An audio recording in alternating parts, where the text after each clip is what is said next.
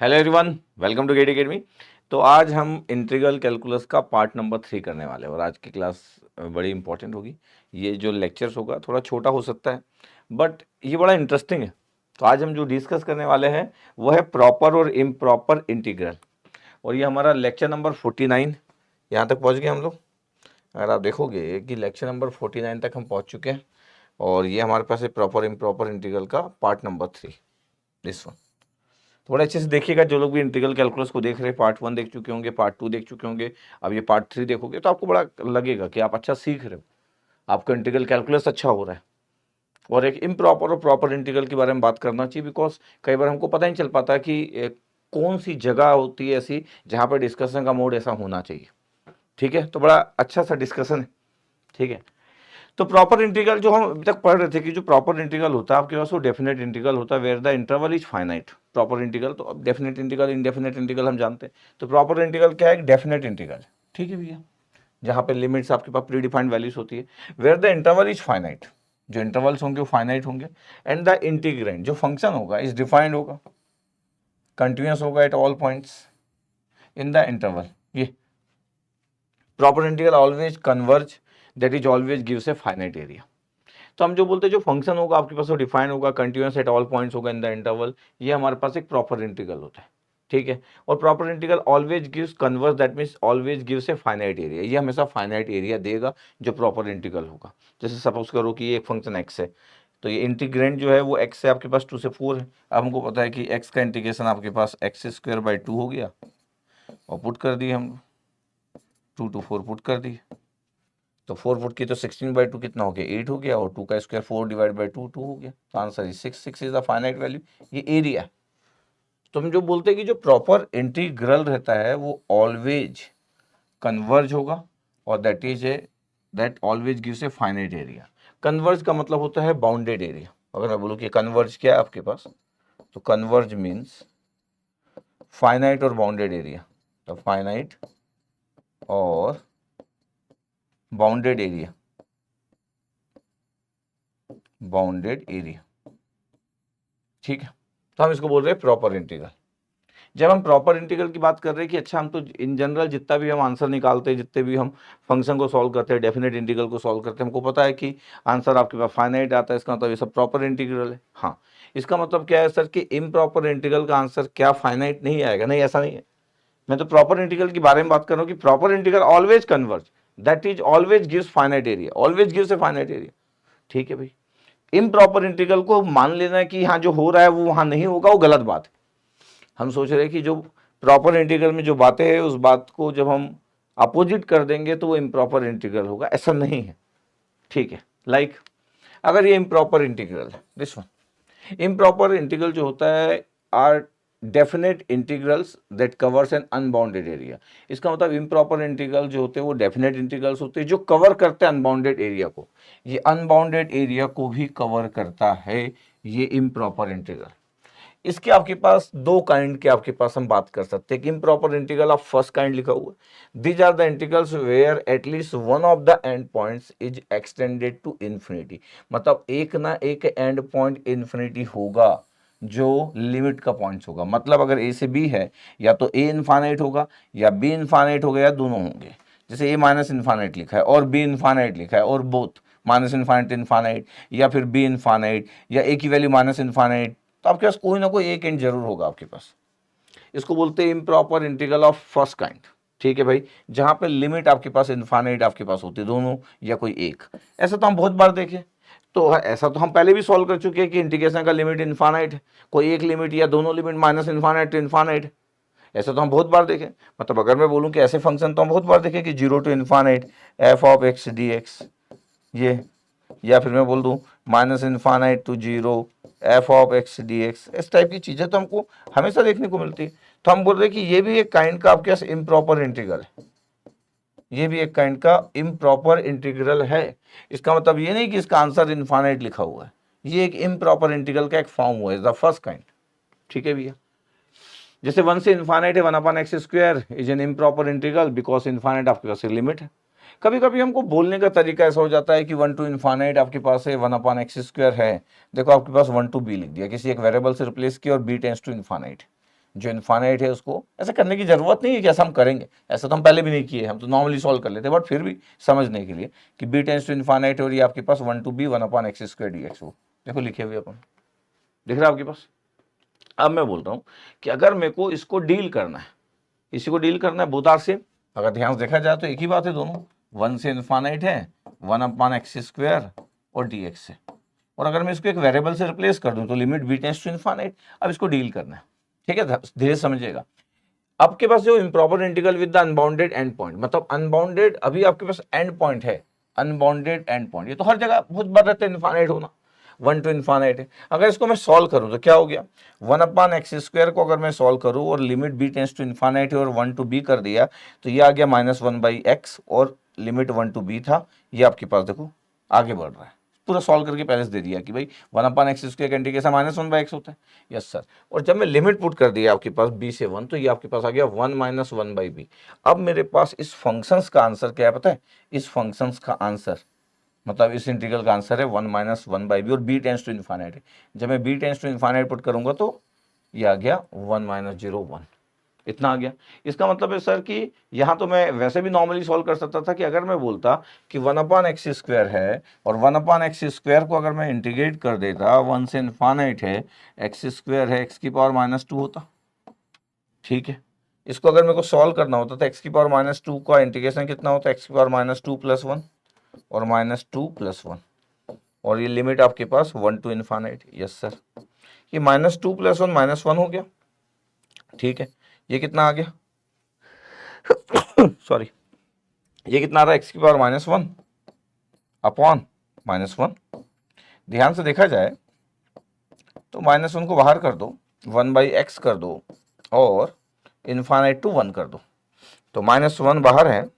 अब infinite put करो x की जगह, तो 1/इन्फानाइट -1/1, पता कितना आंसर आ गया, -1 बाहर था, 1/इन्फानाइट 0 आ गया, -1 आ गया, बाहर का +1 हो गया। देखो सिंपल कैलकुलेशन। इसलिए आपको कभी ऐसा कोई बोलता नहीं कि आप इस वेरिएबल को रिप्लेस करो इन्फानाइट वाले को और उसको वेरिएबल से रिप्लेस करो और फिर b टेंस टू इन्फानाइट, या कोई भी मैं वेरिएबल ले सकता हूँ, ऐसा किसी को बोलने की जरूरत नहीं पड़ती। ऐसा कोई करेगा तो भी आंसर वही आएगा, लेकिन हम तो नॉर्मली सॉल्व कर लेते हैं, इसको नॉर्मल सॉल्व कर लिए, इधर नॉर्मल कैलकुलेशन, किस we know the normal calculation, 1/x² का इंटीग्रेशन हम लोग जानते ही है, हम लोग जानते ही, ठीक है, सॉल्व कर लिए, आंसर आ गया 1। यहाँ पे आपके इस तरीके से सॉल्व किया गया था कि मैं भाई उस वेरिएबल ले लिया, यहाँ पे देख रहे हो आपके पास b ले लिया और b टेंस टू इन्फानाइट है, फिर b के टर्म्स में सॉल्व किया, तो हमारा इंटीग्रेशन जो हो गया वो इन टर्म्स ऑफ b आ गया। फिर मैं b की value b tends to infinite limit put कर दी तो आंसर विल बी सेम, तो आंसर सेम होगा।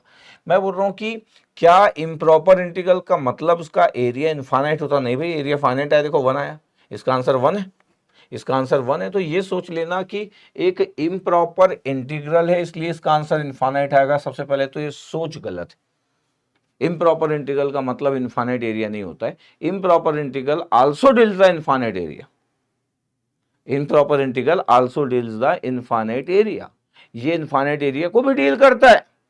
लेकिन ये सोचना कि इम्प्रॉपर इंटीग्रल मतलब इनफाइनाइट एरिया, ये गलत है। ये इम्प्रॉपर इंटीग्रल है बिकॉज ऑफ द, ये जो एंड पॉइंट दिख रहा है आपके पास ये इनफाइनाइट, बट इसका एरिया फाइनाइट आया, ठीक है, ओके। ये फर्स्ट काइंड का था। सेकंड काइंड क्या होता है आपके पास इम्प्रॉपर इंटीग्रल का, और ये इंपॉर्टेंट होता है। सेकंड काइंड क्या होता है आपके पास, बोला जा रहा है कि these are the integrals whose end points are finite, मतलब इसके एंड पॉइंट फाइनाइट होंगे, इसके एंड पॉइंट का इशू नहीं, एंड पॉइंट्स आर फाइनाइट, ठीक है भैया। But the integrand function, that means जो फंक्शन होगा इज अनबाउंडेड एट 1 और 2 ऑफ द एंड पॉइंट्स, मतलब 1 या दोनों ही एंड पॉइंट पे वो इनफाइनाइट होगा, ये the improper integral of the second kind. इसका मतलब है कि अब हम बोल रहे हैं कि जो ये फंक्शन है वो अनबाउंडेड होगा, किस पॉइंट पे, वो एंड पॉइंट पे आपके पास अनबाउंडेड होगा। जैसे ए से B f of x is set to improper integral of second kind if A and B are finite, A और बी फाइनाइट है, but f of x is infinite for some x belongs to A comma B. ये ज्यादा लिखना ज्यादा अच्छा है कि आपके पास ए से बी एफ ऑफ एक्स है और ए और बी फाइनाइट वैल्यू से। सेकंड काइंड क्या होता है, ए से B f of x dx integration है, ए और बी फाइनाइट वैल्यू है, but f of x is infinite for some x value, for some value of x, और x belongs to A comma B. इसका मतलब है कि हो सकता है फंक्शंस की वैल्यू एफ ऑफ ए पे इनफाइनाइट आ जाए, हो सकता है फंक्शंस की वैल्यू एफ ऑफ बी पे इनफाइनाइट आ जाए, हो सकता है फंक्शन की वैल्यू ए और बी के बीच की किसी वैल्यू पे इनफाइनाइट आ जाए, चलो सी मान लेते हैं, और वो सी क्या है, सी जो है वो ए और बी के बीच की वैल्यू है मान लेते हैं, ये ऐसा कहीं पे भी वो इनफाइनाइट आ सकता है, अनबाउंडेड आ सकता है वो फंक्शन, इसको सेकंड काइंड का बोलते हैं, इसको हम सेकंड काइंड बोलते हैं। हो सकता है जो लिमिट दी है फाइनाइट लिमिट होगी, इसको भी इम्प्रॉपर इंटीग्रल बोलते हैं, लेकिन हम बोल रहे हैं कि अब आपका जो फंक्शन है वो अनबाउंडेड है, और अनबाउंडेड का मतलब आपके पास होता है, जो अनबाउंडेड होता है ना आपके पास, इसका मतलब होता है infinite area, the infinite area, this one, इसको भी डील करता है, इसको भी इम्प्रॉपर इंटीग्रल बोलते हैं, but second kind of improper integral होता है। ठीक है, ये 0 से 1 1 अंडर रूट एक्स है, ये जो इम्प्रॉपर इंटीग्रल है, क्यों, क्योंकि 0 से 1 में ये जो फंक्शन है एफ ऑफ एक्स, ये है 1 बाई अंडर रूट एक्स, और इसमें अगर मैं 0 पुट करूंगा तो 0 पे इस फंक्शन की वैल्यू, इस फंक्शन की वैल्यू क्या है sir, f of x equal to 1 upon under root x है। अगर मैं बोलूँ 1 पे देखना है मेरे को, तो 1 पे कोई इशू नहीं है, 1 अपॉन अंडर रूट 1 है, फाइनाइट आ रहा है, इसका इशू नहीं था। लेकिन अगर मैं 0 पुट करूँ तो सर 1 अपॉन अंडर रूट 0, मतलब 1 बाई 0, मतलब इनफाइनाइट। ये देखो, इसका मतलब है कि ये second kind of improper integral है। ये देखो, हम ऐसा भी बोल सकते हैं कि आपके पास अब किस फंक्शन के कारण आपके पास इनफाइनाइट आया, 0 कारण, ये 0 को रिप्लेस कर दिए a से, और a टेंड्स टू 0 कर दिए। ये बहुत सारे जो टेक्स्ट बुक का अपना स्टाइल होता है एक इम्प्रॉपर इंटीग्रल को लिखने का, देखने का, तो हम लिखे ऐसा। ठीक है, देखते रहना, बस सुनते रहना। तो सर ये 0 की जगह a रख लिया, any constant, any variable, actually any variable, और वो वेरिएबल टेंड्स टू 0 है। ठीक है, अब 1 अपॉन अंडर रूट एक्स को अगर मैं इंटीग्रेट करूँ, बाद में a टू 1 है और a limit a tends to 0 है, तो x की पावर 1/2 से मैं x की 1 अपॉन अंडर रूट एक्स, मतलब क्या हो गया, x की पावर -1/2, जैसे मैं इंटीग्रेट करूंगा तो आपके पास रिजल्ट कितना आ जाएगा सर, 2 रूट एक्स आ जाएगा। 2 रूट एक्स में 1 to a पुट कर दो, 2 1 माइनस 2 रूट है, तो 2 माइनस 2 है, मतलब ध्यान से देखा जाए तो आंसर है 2 माइनस 2 रूट ए, और a टेंड्स टू 0 है, जब a टेंड्स टू 0 पुट करूंगा तो आंसर विल बी 2। देखो आंसर 2 आ गया। इसका मतलब ये हुआ कि ये फंक्शन की वैल्यू इनफाइनाइट थी, ये फंक्शन की वैल्यू इस पॉइंट पे इनफाइनाइट थी, उसके बाद भी इस इम्प्रॉपर इंटीग्रल का आंसर फाइनाइट आया। सर कैसे पॉसिबल है सर, 0 से 1 है, अप टू 1 तक गए हम, क्योंकि ये 0 to 1 इंटीग्रेशन है, ये लिमिट है आपके पास 0 to 1, अप टू 1 तक, 1 तक, 0 से लेके 1 तक, 0 से स्टार्ट हुआ और 1 तक। 0 पे तो एग्जैक्टली इनफाइनाइट वैल्यू था आपके फंक्शन की वैल्यू, लेकिन 0 से जब हम बात करते हैं ना 0 से, तो 0 से आगे, तो टूवर्ड 0 से आगे 1 तक, अप टू 1 तक। लिमिट में आपको पता है ना, लिमिट अगर आप पढ़े हो तो आपको पता है कि लिमिट का मतलब उस पॉइंट पे नहीं होता, लिमिट का मतलब होता है tends to, 0 tends to, 1 tends to. ठीक है, जब मैं लोअर लिमिट 0 टेंस टू होता है तो 0 के बाद, और 1 टेंस टू होता है तो टूवर्ड्स 1, तो क्लियर रहना चाहिए आपके पास। ठीक है, अब इसका एरिया आपके पास कितना आया, देखो फाइनाइट आया। अगर मैं इसको ऐसा सॉल्व ही नहीं करता और मैं बोलता मेरे पास एक इंटीग्रेशन आई है और मेरे को ये सब कुछ नहीं पता है, 0 to 1 और dx upon under root x है, अगर एक इंटीग्रेशन किसी को सॉल्व करने को दिया जाए तो नॉर्मली सॉल्व कर देगा कि सर इसमें क्या है सर, मैं नॉर्मली सॉल्व करूंगा, x की पावर -1/2 dx। मैं कौन सा कभी चेक करूंगा, एक नॉर्मल व्यक्ति कभी चेक करने से तो रहा कि फंक्शंस क्या रहता है, क्या आ गया -1/2 + 1 अपॉन -1/2 + 1, इतना आ गया, लिमिट 0 to 1 है। सर ये -1/2 + 1 कितना हो गया सर, 1/2, तो 2 ऊपर चला गया, यस सर। अब ये आपके पास आ गया x की पावर 1/2, तो 1 upon under root x, x की पावर, तो ये रूट एक्स आ गया, ये आ गया रूट एक्स, और लिमिट आपके पास 1 to 0 है। क्वेश्चन ये है कि 2 और ये आपके पास under root 1 minus under root 0, इसका मतलब ये तो 1 आ गया, तो 2 बाहर था, तो 2 into 1, आंसर विल बी 2। अब कोई मैथमेटिकली सॉल्व कर रहा है तो उसको कोई मतलब नहीं कि फंक्शन क्या है, ये जो है ना 1 upon under root x is the f of x, ये जो इंटीग्रेंट फंक्शन है, ये डिफाइंड नहीं था, मतलब इसकी जो वैल्यू थी आपके पास, ये x इक्वल टू 0 पे देखो इनफाइनाइट था, x इक्वल टू 0 पे इनफाइनाइट था, तो भी सर इसका एरिया फाइनाइट कैसे आ गया 0 to 1। जब आप बोलते हो ना कि 0 to 1 आपके पास, जब हम बात करते हैं तो ये आपके पास लिमिट है कि lower limit is 0, upper limit is 1। देखिएगा अभी अभी अभी अच्छा, कोई इंटीग्रेशन सॉल्व करेगा उसको कोई भी प्रॉब्लम नहीं, परेशान भी नहीं होगा, क्योंकि उसको कोई मतलब नहीं क्या हो रहा है। अच्छा, जिसको बहुत आइडिया होगा वो सोचेगा कि यार 0 पे तो आपके पास जो फंक्शन है उसकी वैल्यू तो इनफाइनाइट है, 1 अपॉन अंडर रूट एक्स है आपके पास, दिख रहा है आपके पास 1 अपॉन अंडर रूट एक्स। तो मैं बस ये बोलना चाह रहा हूं कि अभी आप आराम से देखें, इतने जल्दबाजी में भी ना सोचे कि ऐसा होगा कि कोई इम्प्रॉपर इंटीग्रल होगा तो उसका आंसर इनफाइनाइट हो जाएगा, ऐसा नहीं होगा। अभी अच्छा, अभी मैं क्लास स्टार्ट किया हूं, अभी अभी आपके पास माइंड में डाउट ये आना चाहिए अभी कि यार ये तो फंक्शन की वैल्यू तो जीरो पे तो इन्फानेट आ रही थी, बट मैं जब इसका इंटीग्रेशन कर रहा हूँ एरिया तब तो आपके पास इन्फानेट नहीं आया, तो फाइनाइट एरिया आया। कैसे कैसे हो गया? अच्छा, ज्यादा जानने के बाद इशू है।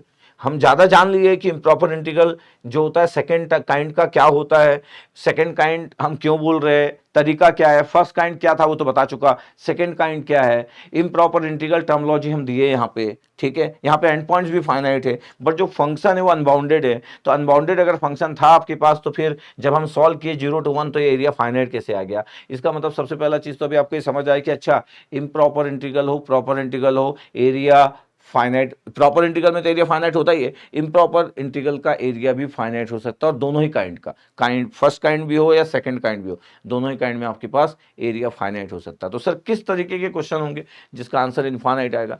मैथमेटिकली आप सॉल्व करोगे तो अपने आप ही आंसर इनफाइनाइट आ जाएगा, बट मैं तो बहुत कंसेप्चुअल बात करूंगा, मैं तो बात थोड़ा सा उस तरीके से करूंगा कि आपको चीजें थोड़ी सी बेटर लगे, थोड़ी सी चीजें समझ आए। जैसे दिख रहा है आपके पास, ये इतना आपको क्लियर रहना चाहिए। तो अभी हमारे पास एक डाउट की चीज आ गई कि x इक्वल टू 0 पे सर फंक्शन की वैल्यू इनफाइनाइट थी, सर फंक्शन की वैल्यू इनफाइनाइट थी, ठीक है, ओके।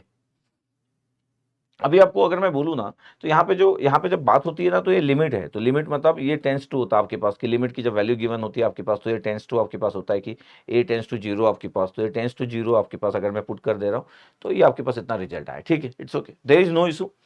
अब हमारे माइंड में जो एक क्वेश्चन चलना चाहिए कि अगर मेरे एंड पॉइंट पे अगर एक फंक्शन की वैल्यू इनफाइनाइट आ जाए तो भी उसका इंटीग्रेशन फाइनाइट आ जाता है, हाउ? तो कुछ ग्राफिकल बातें भी करेंगे, क्या करेंगे? कुछ ग्राफिकल बात भी करेंगे। अभी मैं इसी फंक्शन को अगर मैं ग्राफिकल अगर ड्रॉ करने की कोशिश करता कि 1/√x का फिगर क्या होता है, वैसे सब बना हुआ है फिगर आपके पास कि 1/√x का फिगर, जब मैं कैलकुलस पहली क्लास दूसरी क्लास से स्टार्ट किया तो सब फंक्शन की फिगर बनाया था, सब फंक्शन के बारे में अगर बात की जाए कि इसका फंक्शंस का फिगर कैसे होगा तो फिर और इंटरेस्टिंग होगा। लेकिन अभी 1/√x का फिगर बनाऊंगा तो आप उतने कंफर्टेबल 1/√x के फिगर से नहीं रहेंगे, बट जैसे ही मैं थोड़ा सा और आगे बढ़ते जाऊंगा और बातों को थोड़ा सा डिस्कशन मोड को आगे बढ़ाऊंगा आपको अच्छा लगेगा। इसलिए इस लेक्चर को पूरा देखिएगा, टफ ज़्यादा टफ नहीं है लेकिन समझिएगा क्या क्या मैं बात करना चाहता हूँ, ठीक है। तो आंसर 2 था। अब मैं बोल रहा हूँ चलो इतना तो समझ आ गया कि बिना सोचे समझे हमको नहीं बोलना है, क्या कि अगर आपके पास इम्प्रॉपर इंटीग्रल है तो आंसर विल बी इनफाइनाइट, ऐसा नहीं है, ऐसा नहीं बोलना है। If a to be f of x dx is finite, इसका एरिया अगर फाइनाइट है then it is said to be convergent improper integral. अब देखो आपके पास कन्वर्जेंट इम्प्रॉपर इंटीग्रल अगर आप बोल रहे हो a टू बी अगर आपके पास, और ये अगर आपके पास कन्वर्जेंट आपके पास ये लिखा हुआ है a to be f of x dx is not finite and is said to be divergent improper integral. अच्छा, अब हमारा इम्प्रॉपर इंटीग्रल का डिस्कशन चल रहा है। इम्प्रॉपर इंटीग्रल दो तरीके से हो सकता है, या तो a और b की वैल्यू इनफाइनाइट हो, या तो a या b या इसके किसी भी पॉइंट पे फंक्शन डिफाइंड ना हो। इम्प्रॉपर इंटीग्रल तो डिस्कशन का पार्ट चल रहा है, अभी हमारा पूरा डिस्कशन इम्प्रॉपर का चल रहा है। तो इम्प्रॉपर में अगर इसका एरिया फाइनाइट आ गया, किसी इम्प्रॉपर इंटीग्रल का एरिया अगर फाइनाइट आ गया तो उसको बोलते हैं कन्वर्जेंट। कन्वर्जेंट मतलब बाउंडेड एरिया, तो फाइनाइट मतलब क्या होता है? Bounded area. तो कन्वर्जेंट अगर आपके पास आ गया that means the bounded area किसी इनप्रॉपर इंटीग्रल का, that means the bounded area. Area finite होना मतलब क्या? बाउंडेड एरिया, द कन्वर्जेंट बोलते हैं। तो कोई भी इम्प्रॉपर से, इम्प्रॉपर क्यों बोल रहे? अरे अभी बढ़ा रहा था ना, इम्प्रॉपर के दो टाइप होते हैं। इम्प्रॉपर दो तरीके से इम्प्रॉपर हो सकता है, ए और बी में से कोई वैल्यू इनफाइनाइट हो जाए या दोनों ही वैल्यू इनफाइनाइट हो जाए, माइनस इनफाइनाइट टू इनफाइनाइट दिया हो, या कि फाइनाइट अगर लिमिट दिया तो एफ ऑफ एक्स की जो वैल्यू है वो इनफाइनाइट आ जाए, ठीक है। अगर ये नॉट फाइनाइट आया, अगर इस इंटीग्रेशन की वैल्यू नॉट फाइनाइट आया then it is said to be divergent, it is said to be divergent improper integral. मतलब इम्प्रॉपर इंटीग्रल को दो तरीके से कभी कभी डिफाइन किया जाता है, कन्वर्जेंट इम्प्रॉपर इंटीग्रल और डाइवर्जेंट इम्प्रॉपर इंटीग्रल। इसका मतलब है कि इम्प्रॉपर इंटीग्रल का आंसर फाइनाइट एरिया भी आ सकता है, इनफाइनाइट एरिया भी आ सकता है। अगर फाइनाइट एरिया आया तो इसको कन्वर्जेंट इम्प्रॉपर इंटीग्रल बोलेंगे, और अगर इनफाइनाइट एरिया आया तो इसको डाइवर्जेंट इम्प्रॉपर इंटीग्रल बोलेंगे। तो इम्प्रॉपर इंटीग्रल का आंसर फाइनाइट भी आ सकता है, इम्प्रॉपर इंटीग्रल का आंसर इनफाइनाइट भी आ सकता है। इसलिए ऐसा सोच लेना कि इम्प्रॉपर इंटीग्रल का आंसर हमेशा आपका इनफाइनाइट आएगा, गलत बात है। इज नॉट फाइनाइट, हाँ नॉट फाइनाइट आ सकता है। अभी तक हमारे क्वेश्चन में आया क्या? अभी तक हमारे क्वेश्चन में नहीं आया क्योंकि मैं स्टार्टिंग की हूँ क्लास अभी। तो उस केस में इसको डाइवर्जेंट इम्प्रॉपर इंटीग्रल बोलेंगे। दो पॉइंट बड़े इंपॉर्टेंट है, ठीक है। An improper integral convergence if the limit process result in a finite number, ठीक है, अभी बता ही रहा था। जैसे आपके पास 1 टू इनफाइनाइट है, 1/x⁻p dx है, या minus infinite to infinite 1/x p dx है। अगर p की वैल्यू अगर आपके पास 1 से ज़्यादा है, आपके पास p की वैल्यू 1 से ज़्यादा है वन अपॉन एक्स पी है, पी की वैल्यू 1 से ज़्यादा होगी तो एक्स स्क्वायर है, वन अपॉन एक्स क्यूब है, और 1 से इन्फाइनाइट अगर मैं कर रहा हूँ तो इंटीग्रल कन्वर्जेंस होगा आपके पास। अभी हम थोड़ी पहले लिमिट भी पुट किए थे, ये 1 से इन्फाइनाइट और पी की वैल्यू 1 से ज़्यादा। इम्प्रॉपर इंटीग्रल डाइवर्जेंस आपके पास है if the limit process result in infinity or fails to exist as a finite number. इसका मतलब ये हुआ कि अगर मैं यहाँ पे लिख रहा हूँ आपके पास इस जगह पे, और ये अगर p की वैल्यू अगर लेस देन इक्वल टू अगर आपके पास ना 1 है, मतलब ये p की वैल्यू, इसी में मैं बोल सकता हूँ कि p की वैल्यू अगर लेस देन इक्वल टू 1 ये, तो इंटीग्रल जो होगा वो कन्वर्ज, तो कन्वर्जेंस क्या हुआ, क्योंकि मैं बोल दे रहा हूँ कि इसका एरिया जो होगा आपके पास फाइनाइट होगा अगर p की वैल्यू 1 से ज़्यादा। जैसे मेरे पास इंटीग्रेशन 1 से इनफाइनाइट और ये 1 अपॉन एक्स स्क्वायर सॉल्व कर रहे थे हम लोग, इसको सॉल्व कर लो मैथमेटिकली, 1 से इनफाइनाइट है 1 अपॉन एक्स क्यूब कर लो, ये 1 से इनफाइनाइट है डी एक्स अपॉन एक्स की पावर 4 कर लो, ये कुछ भी कर लो, ये सब आपके पास कन्वर्जेंट होंगे। बट अगर मेरे पास x की वैल्यू यहाँ पे आपके पास 1 से इनफाइनाइट लिखना ही अच्छी बात है, लिमिट को 0 से a लिखने की नीड नहीं है, 1 से इनफाइनाइट 1 अपॉन एक्स पी और p की value less than equal to 1 है। इसका मतलब ये हुआ कि अगर मेरे पास 1 से इनफाइनाइट है 1 बाई एक्स डी एक्स है ये, या 1 से इनफाइनाइट, ये 1 से इनफाइनाइट की बात चल रही है ये, और अगर p की वैल्यू आपके पास लेस देन इक्वल टू अगर आपके पास है, ये 1 बाई एक्स आपके पास की है और p की वैल्यू अगर हमारे पास है, अच्छा इसमें जीरो वाला पार्ट था आपके पास कि 1 से इनफाइनाइट है आपके पास, तो 1 से इनफाइनाइट में अगर मैं कर रहा हूँ तो रिजल्ट आपके पास ये होगा, और p की वैल्यू अगर 0 से a लिख रहा था मैं, ठीक है ओके। इसमें इंटीग्रेशन में बस अभी एक ही एग्जांपल लेता हूँ मैं, क्योंकि मैं 1 से इनफाइनाइट लिख दिया, लेकिन अगर मैं 0 से a लिख रहा हूँ, 0 से a dx, तो फिर आपके पास ये x की पावर 1/2 हो या 0 से a हो, x की पावर 1/3 हो, ये सब आपके पास डाइवर्जेंस होंगे, डाइवर्जेंट होंगे या डाइवर्जेंस बोल सकते हैं, कन्वर्जेंट या कन्वर्जेंस। कन्वर्जेंट को कन्वर्जेंस बोला जा सकता है, CONVERGS कन्वर्जेंस, और डाइवर्जेंट को डाइवर्जेंस बोला जा सकता है, जैसे यहाँ पे डाइवर्जेंस लिखा है, तो कन्वर्जेंस डाइवर्जेंस या कन्वर्जेंट और डाइवर्जेंट, इट्स ओके। अच्छा यहाँ पे मैं 1 से इनफाइनाइट किया और आपके पास एक बार इसको 0 टू a लिख लो, 1 upon x raised power P D x. अच्छा ये सब इन्फॉर्मेशन है जो टेक्स्ट बुक में, जो अच्छी अच्छी टेक्स्ट बुक रहती है, बेहतरीन वाली टेक्स्ट बुक रहती है, उसमें सब बात की जाती है, लेकिन फिर भी ये इन्फॉर्मेशन का उतना मजा नहीं होता जब तक कि आपको आइडिया ना हो, जब तक कि आपको खुद कैलकुलेशन का आइडिया ना हो। अच्छा याद करने का भी कोई फायदा नहीं कि आप याद कर लियो, समझ कुछ नहीं आया कि अच्छा ऐसा रहेगा तो ये कन्वर्जेंस होगा और ऐसा रहेगा तो ये डाइवर्जेंस होगा, इसका कुछ मजा नहीं है। यही मैं पढ़ाने वाला हूँ, ठीक है, भले चाहे इसमें बाद में वापस और आ जाऊंगा। तो हम बोल रहे हैं कि अभी ओवरऑल वापस में फिर से आपको दिखा देता हूं कि क्या क्या आपके पास हम बात कर चुके हैं अभी तक, ठीक है, मजेदार क्लास रहेगी बोल रहा हूं मैं आपको। ये अभी हम बोले सबसे पहले कि प्रॉपर इंटीग्रल के बारे में बात की कि प्रॉपर इंटीग्रल हमेशा कन्वर्जेंस होगा, बाउंडेड एरिया होगा इसका, क्योंकि इसका एरिया फाइनाइट होगा। कोई भी आपके पास जब हम लेते हैं एकदम प्रॉपर इंटीग्रल्स में यही होता है, ठीक है। लिमिट भी आपके पास फाइनाइट होगी, फंक्शन में भी कोई इशू नहीं होगा, फंक्शन में अगर लिमिट पुट करोगे तो प्रॉपर डिफाइंड होगा और आराम से आप सॉल्व करोगे तो फाइनाइट एरिया आएगा। ये बड़ा सिंपल बात है। इम्प्रॉपर इंटीग्रल के दो काइंड होते हैं, फर्स्ट काइंड सेकंड काइंड, जिसमें लिमिट की वैल्यू अगर इनफाइनाइट है तब इसको फर्स्ट काइंड बोला जाता है। इसका मतलब नहीं कि इसका एरिया अनबाउंडेड हो जाएगा, ऐसा बिल्कुल नहीं है। फिर दूसरा आपके पास इसमें जैसे एरिया फाइनाइट आया था, फिर एक और एग्जाम्पल लिया आपके पास, कौन सा एग्जाम्पल लिए थे, फिर सेकंड काइंड के बारे में बात किए थे कि अगर मेरे पास लिमिट फाइनाइट है और जो फंक्शन है वो अनबाउंडेड हो जाए किसी भी वैल्यू पे, लिमिट की वैल्यू पे या लिमिट के अंदर की किसी भी वैल्यू पे, तब इसको भी इम्प्रॉपर इंटीग्रल बोलते हैं, सेकंड टाइप का, ठीक है भैया। फिर बोला गया, फिर सॉल्व किया गया, फिर देखा गया इसका भी एरिया फाइनाइट आया था, फिर बोला गया कि अच्छा इम्प्रॉपर इंटीग्रल दो टाइप के हो गए, अभी एरिया इनफाइनाइट आने वाला पार्ट और एरिया फाइनाइट आने वाला पार्ट। अभी तक मैं अपने एग्जाम्पल में एरिया इनफाइनाइट वाला नहीं लिया हूं, देखेंगे अभी, ठीक है। तो अगर आपके पास एरिया इनफाइनाइट आ रहा है, मतलब उस इंटीग्रेशन की वैल्यू इनफाइनाइट आ रही है, तो उसको हम डाइवर्जेंट बोलते हैं, और अगर इंटीग्रेशन की वैल्यू फाइनाइट आ रही है तो उसको कन्वर्जेंट बोलते हैं। फाइनाइट इंटीग्रेशन की वैल्यू का होना इसका मतलब बाउंडेड एरिया, और अगर इंटीग्रेशन की वैल्यू का इनफाइनाइट होना इसका मतलब अनबाउंडेड एरिया। ऐसे करके दो में डिवाइड किया। अब देखिएगा ध्यान से, ये हमारा एग्जाम्पल नंबर 83, ये सिर्फ कैलकुलस के एग्जाम्पल नंबर है। कैलकुलस में हम इतने एग्जाम्पल कर चुके हैं, सिर्फ कैलकुलस की बात करी तो कैलकुलस में 83 एग्जाम्पल तक हम पहुंच चुके हैं। The value of the integral 1 to infinite 1 upon x cube dx, ये the value of the integral 1 to infinite 1 upon x cube dx। अगर मैं बोलूं कि देखो ऑप्शन में 1/4 है, 1/2 है, 1 है, द इम्प्रॉपर इंटीग्रल डाइवर्जेस, क्या इम्प्रॉपर इंटीग्रल है? तो इम्प्रॉपर इंटीग्रल तो है ही। अगर मैं बोलूं कि क्या है, तो इम्प्रॉपर इंटीग्रल तो है। क्यों? क्योंकि ये इनफाइनाइट है, इसलिए इम्प्रॉपर तो है, इम्प्रॉपर इंटीग्रल। लेकिन क्या इम्प्रॉपर इंटीग्रल होने से आप लास्ट ऑप्शन बोल दोगे कि नहीं? लास्ट ऑप्शन इम्प्रॉपर इंटीग्रल दो तरीके से हो सकते हैं। क्या हो सकता है? इम्प्रॉपर इंटीग्रल कन्वर्जेस हो सकता है और डाइवर्जेस हो सकता है।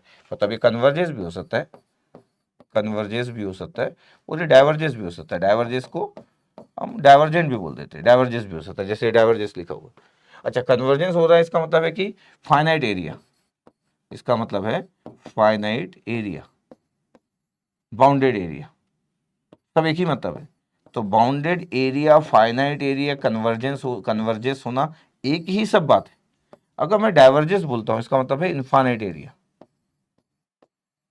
अनबाउंडेड, द अनबाउंडेड एरिया ये।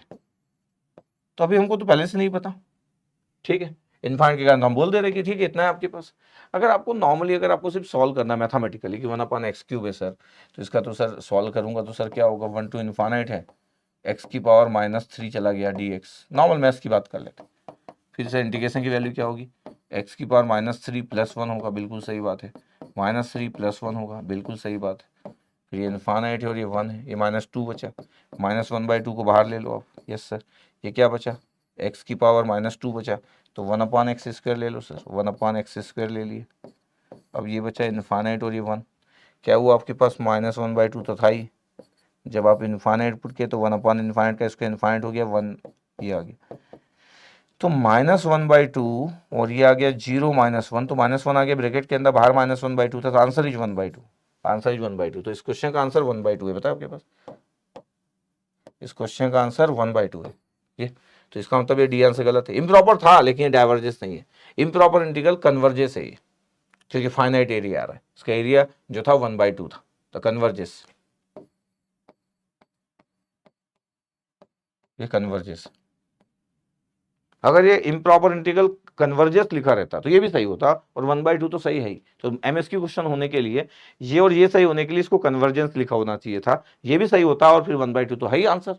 तो दोनों आंसर सही होते हैं, डाइवर्जेंस गलत लिखा है। इम्प्रॉपर इंटीग्रल है, इसमें कोई इशू नहीं है, ये इम्प्रॉपर जो इंटीग्रल है इसमें कोई इशू नहीं है, लेकिन जब मैं पूरी ही बात करता हूं तब गलत है।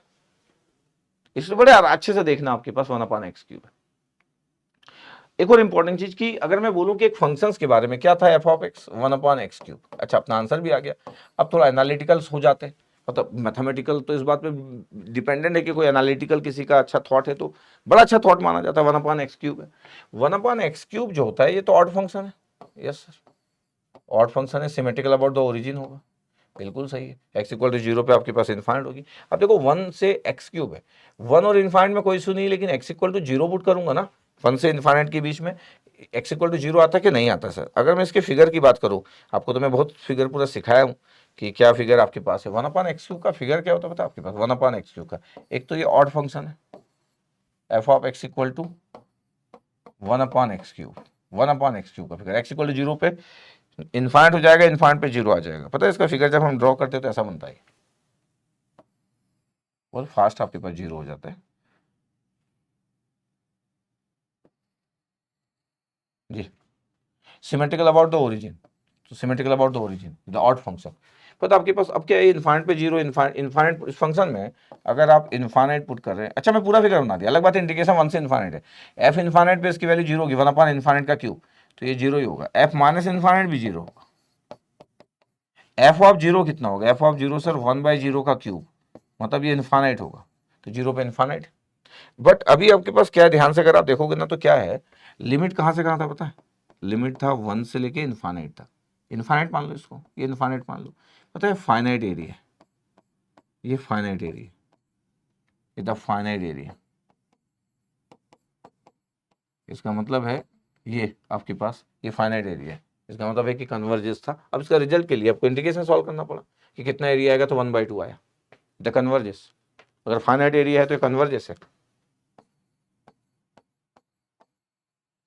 ये कन्वर्जेंस है। तो आपको ना थोड़ा एनालिटिकल भी होना चाहिए, कितना अच्छा आप एनालिटिकल है, ये भी बड़ी अच्छी बात है। ये तो 1/x³ के बारे में बात कर दिया।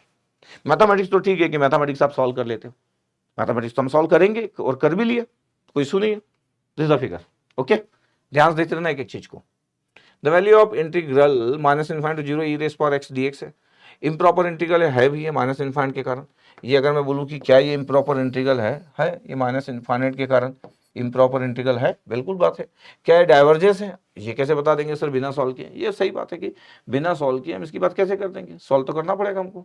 अगर मैं इसको सॉल्व करना चाहता हूँ तो मैं सॉल्व तो करूंगा। Mathematics e raise power x का integration e raise power x ही होता है, इंटीग्रेशन तो वही होता है, जीरो से माइनस इन्फाइनाइट है। अपर लिमिट पुट किए zero minus upper lower limit put किए माइनस इन्फाइनाइट, ई की पावर जीरो कितना होता है 1 होता है, ई की पावर माइनस इन्फाइनाइट कितना होता है 0 होता है, तो आंसर 1 आ गया। इसका मतलब है कि सर ये तो फाइनाइट एरिया आ रहा है। 1 मतलब क्या हुआ, फाइनाइट एरिया। 1 मतलब क्या हुआ, फाइनाइट एरिया। और फाइनाइट एरिया मतलब क्या हुआ, कन्वर्जेंस। इसका मतलब हुआ कि सर तो डी आंसर गलत लिखा है, यस डाइवर्जेंस लिखा हुआ है, और आंसर आपका कितना आया 1 आया सर। तो 1 आंसर तो ये लिखा हुआ है हमारे पास, this is the C answer. Yes sir C answer आ गया, देखो जरा ध्यान से, यस सी आंसर आ गया, फाइनाइट सिंपली इंटीग्रेशन सॉल्व कर लिया। अच्छा कई बार लोग एडवांटेज में वो लोग रहते हैं जो ज्यादा सोचते नहीं और इंटीग्रेशन सॉल्व कर देते। इंटीग्रेशन तो आंसर देगा, मैथमेटिक्स आंसर क्यों देगा? अच्छा आपको अगर देखने, लेकिन जब कोई व्यक्ति किसी को नेक्स्ट लेवल पे ले जाना चाहता है तो फिर एक नॉर्मल इंटीग्रेशन करने वाला व्यक्ति स्टेटमेंट के आंसर दे नहीं सकता है। मतलब वो इंटीग्रेशन तो सॉल्व कर सकता है, लेकिन कभी दिन उसको अगर कोई बोले ना कि चलो आज अब आपको ले जाते हैं दूसरी दुनिया में, तो फिर वो दूसरी दुनिया में जा नहीं सकता सिर्फ इंटीग्रेशन करने वाला। ई रेस पावर एक्स है, पता है ई रेस पावर एक्स की अगर मैं फिगर की बात करूं कि ई रेस पावर एक्स का फिगर कैसे होता है, जीरो पे 1 आएगा, इन्फाइनाइट पे इन्फाइनाइट आएगा, माइनस इन्फाइनाइट पे 0 आएगा, ऐसा बनता है। एक्स इक्वल टू 0 पे 1 है, इन्फाइनाइट पे इन्फाइनाइट है, और माइनस इन्फाइनाइट पे 0। This the figure. पता आपके पास कहाँ से कहाँ बोला था, पता है माइनस इन्फाइनाइट से 0 तक बोला था, माइनस इन्फाइनाइट है और ये 0 है। इसका मतलब है कि आपके पास जो एरिया था, अगर मैं ध्यान से बोलूँ तो ये वाला था, ये ये दिस एरिया, ये converges the finite area, the bounded area, the bounded area। ठीक है, तो बार बार मैं अगर इतनी बात कर रहा हूँ, कई लोगों को लग रहा होगा, जो भी देख रहे होंगे उनको लग रहा होगा सर ये कितना आसान, 10 सेकंड में तो इंडिकेट हो गया, अगले 10 सेकंड में लिमिट पुट कर दिया, आ तो गया सर आंसर 1 सर।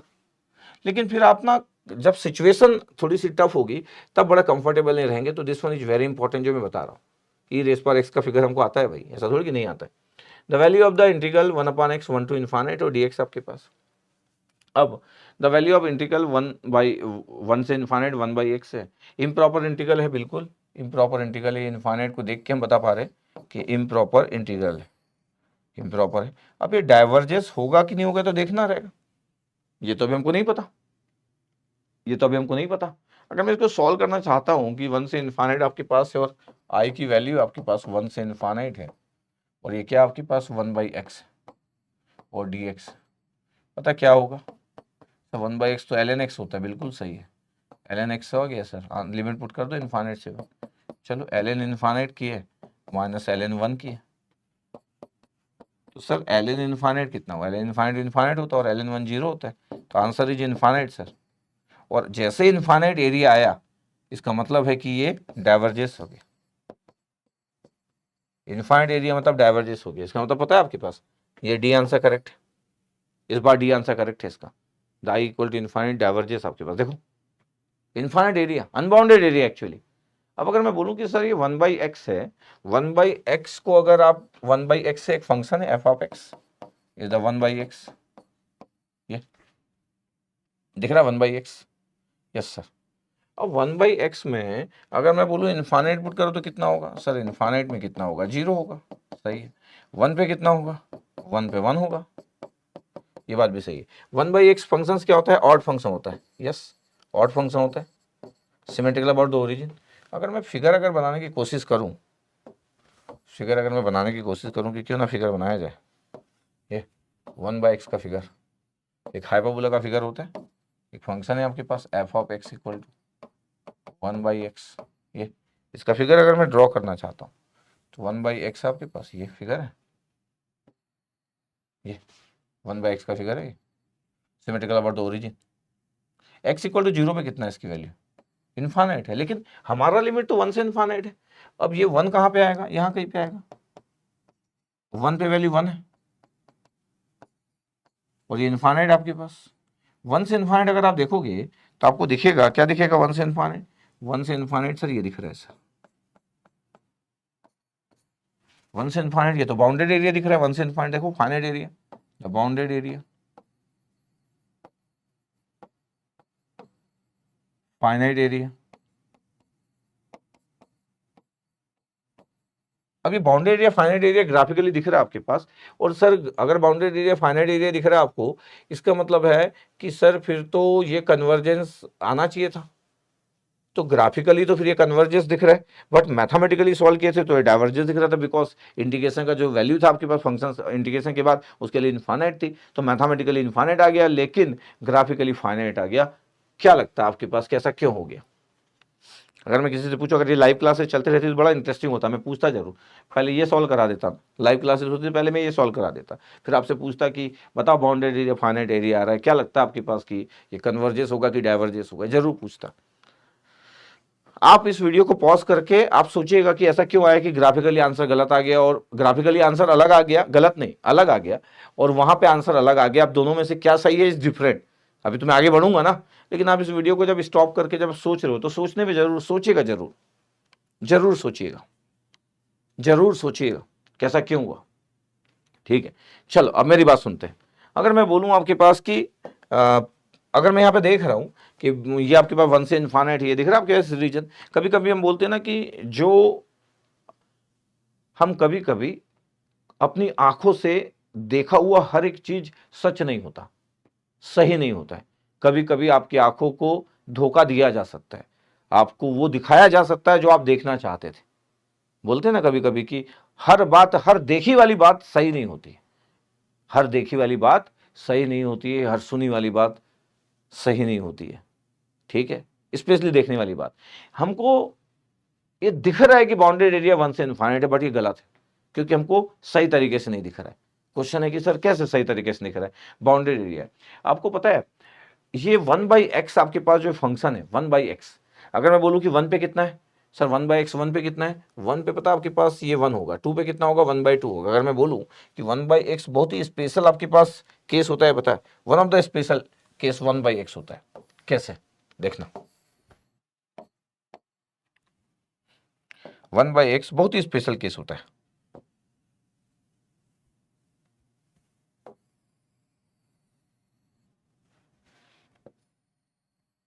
ये जब मैं बोल रहा था कि बहुत ही स्पेशल केस है, तो सपोज करो ये आपके पास है 1,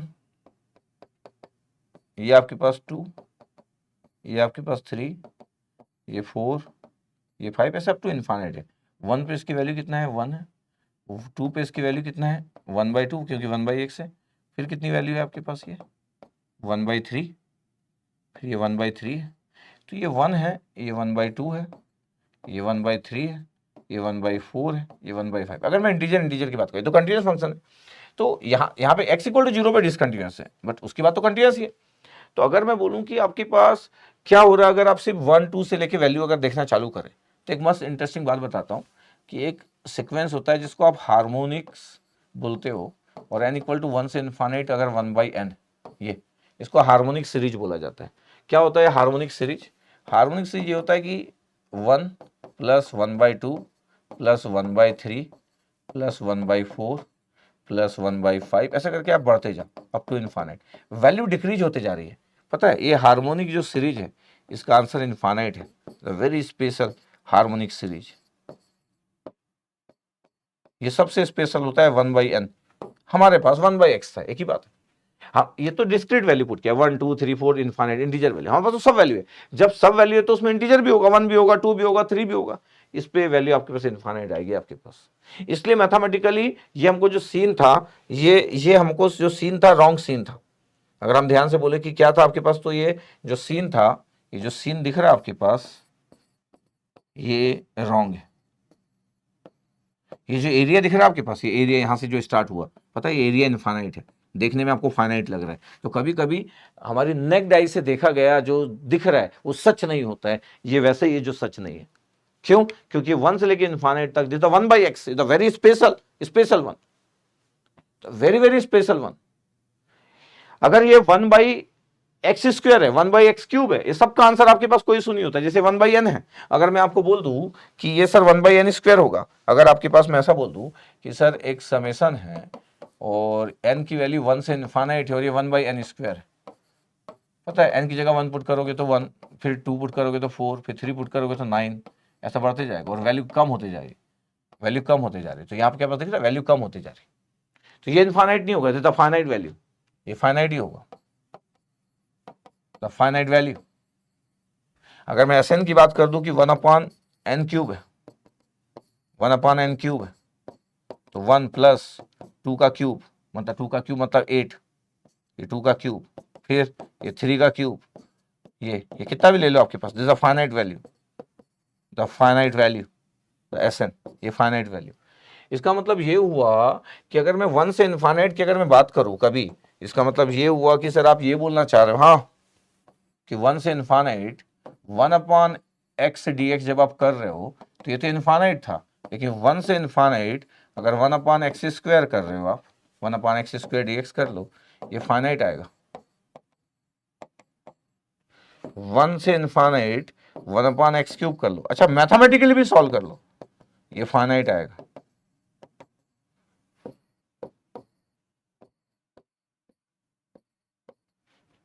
ये फाइनाइट आएगा, ये सिर्फ 1/x। अच्छा फिगर में क्या है, ये ऑड फंक्शन है, कोई इशू नहीं है इससे, इसको ना सोचा जाए ये ऑड है, ये क्या है इवन है, ये क्या है ऑड है, ये क्या है इवन है, इससे कुछ नहीं है।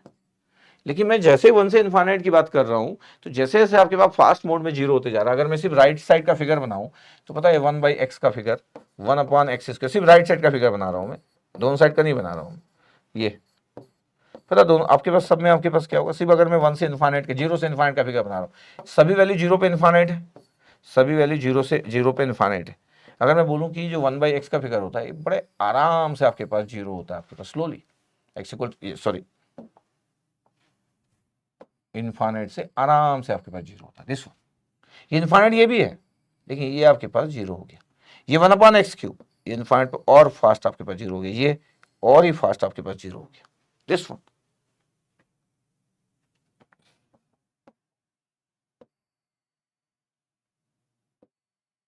ये इसका मतलब है कि बस ये आपके पास जो सीक्वेंस है ना 1/x वाला, ये तो 1/x, ये हमारे पास जो है ये डाइवर्जेंस है, बस ये सब कन्वर्जेंस है, इसमें कोई इशू नहीं 1 से इनफाइनाइट में। ये अगर मैं 1 से इनफाइनाइट अगर पुट करूं ना कि x की वैल्यू अगर 1 से इनफाइनाइट है, सब में 1 से इनफाइनाइट डाल लिया, इतना बेहतरीन पता होना चाहिए, इतना बेहतरीन। अच्छा हम कभी इतना डिटेल में जाते नहीं होंगे, या कोई लोग जाते होंगे तो पता नहीं, बट मेरे को लगता नहीं जाते होंगे, तो हमको पता नहीं चल पाता। इसलिए ग्राफिकल अगर आपके पास आइडिया नहीं है तो आपको समझ ही नहीं आएगा। अगर कोई सुचवाने की कोशिश करेगा मैथमेटिकली तो आप सॉल्व कर लोगे तो कोई बात नहीं, इसका ln x आ जाएगा और लिमिट पुट करोगे 1 से इनफाइनाइट तो मैथमेटिकली आ जाएगा, ln x में लिमिट पुट करोगे इनफाइनाइट आ जाएगा, ये आपके पास आ जाएगा -1/x और लिमिट पुट करोगे आंसर फाइनाइट आ जाएगा। ये भी तो इंटीग्रेशन तो कोई भी सॉल्व कर सकता है। अगर मैं किसी 11 क्लास वाले को बोलूं, 12 क्लास वाले बोलूं कि मेरे को चारों का इंटीग्रेशन दे दे, वो इसका आंसर इनफाइनाइट दे देगा कि उसको ln इनफाइनाइट पता है, तो इसका आंसर उसका इनफाइनाइट, इसका फाइनाइट, इस चारों के आंसर उसके करेक्ट आ जाएंगे। लेकिन उसको ये नहीं पता होगा थॉट, ये thought is very very important, ये थॉट उसको नहीं पता हो सकता। दिस वन ये दिखा आपको, ओके। यही चीज थोड़ी देर पहले एक जगह अपन टेक्स्ट बुक से जो लिए थे, क्या टेक्स्ट बुक से लिए थे, उसी जगह में एक जगह बात हो रही थी जो टेक्स्ट बुक से जब हम कुछ की पॉइंट लिख रहे थे, आपको पता है, वापस जाता हूं मैं आपको दिखाता हूं, कुछ की पॉइंट की बात कर रहे थे कि ये 1/x की पावर p और p की वैल्यू 1 ग्रेटर देन होगा। अगर p की वैल्यू 1 से ज्यादा हो गया ना तो ये 1 से इनफाइनाइट जो होगा ये कन्वर्जेस होगा, बट p = 1 पे डाइवर्जेस हो जाता है, पता आपके पास, अगर ये p की वैल्यू 1 हो जाए 1/x ln x आ जाएगा।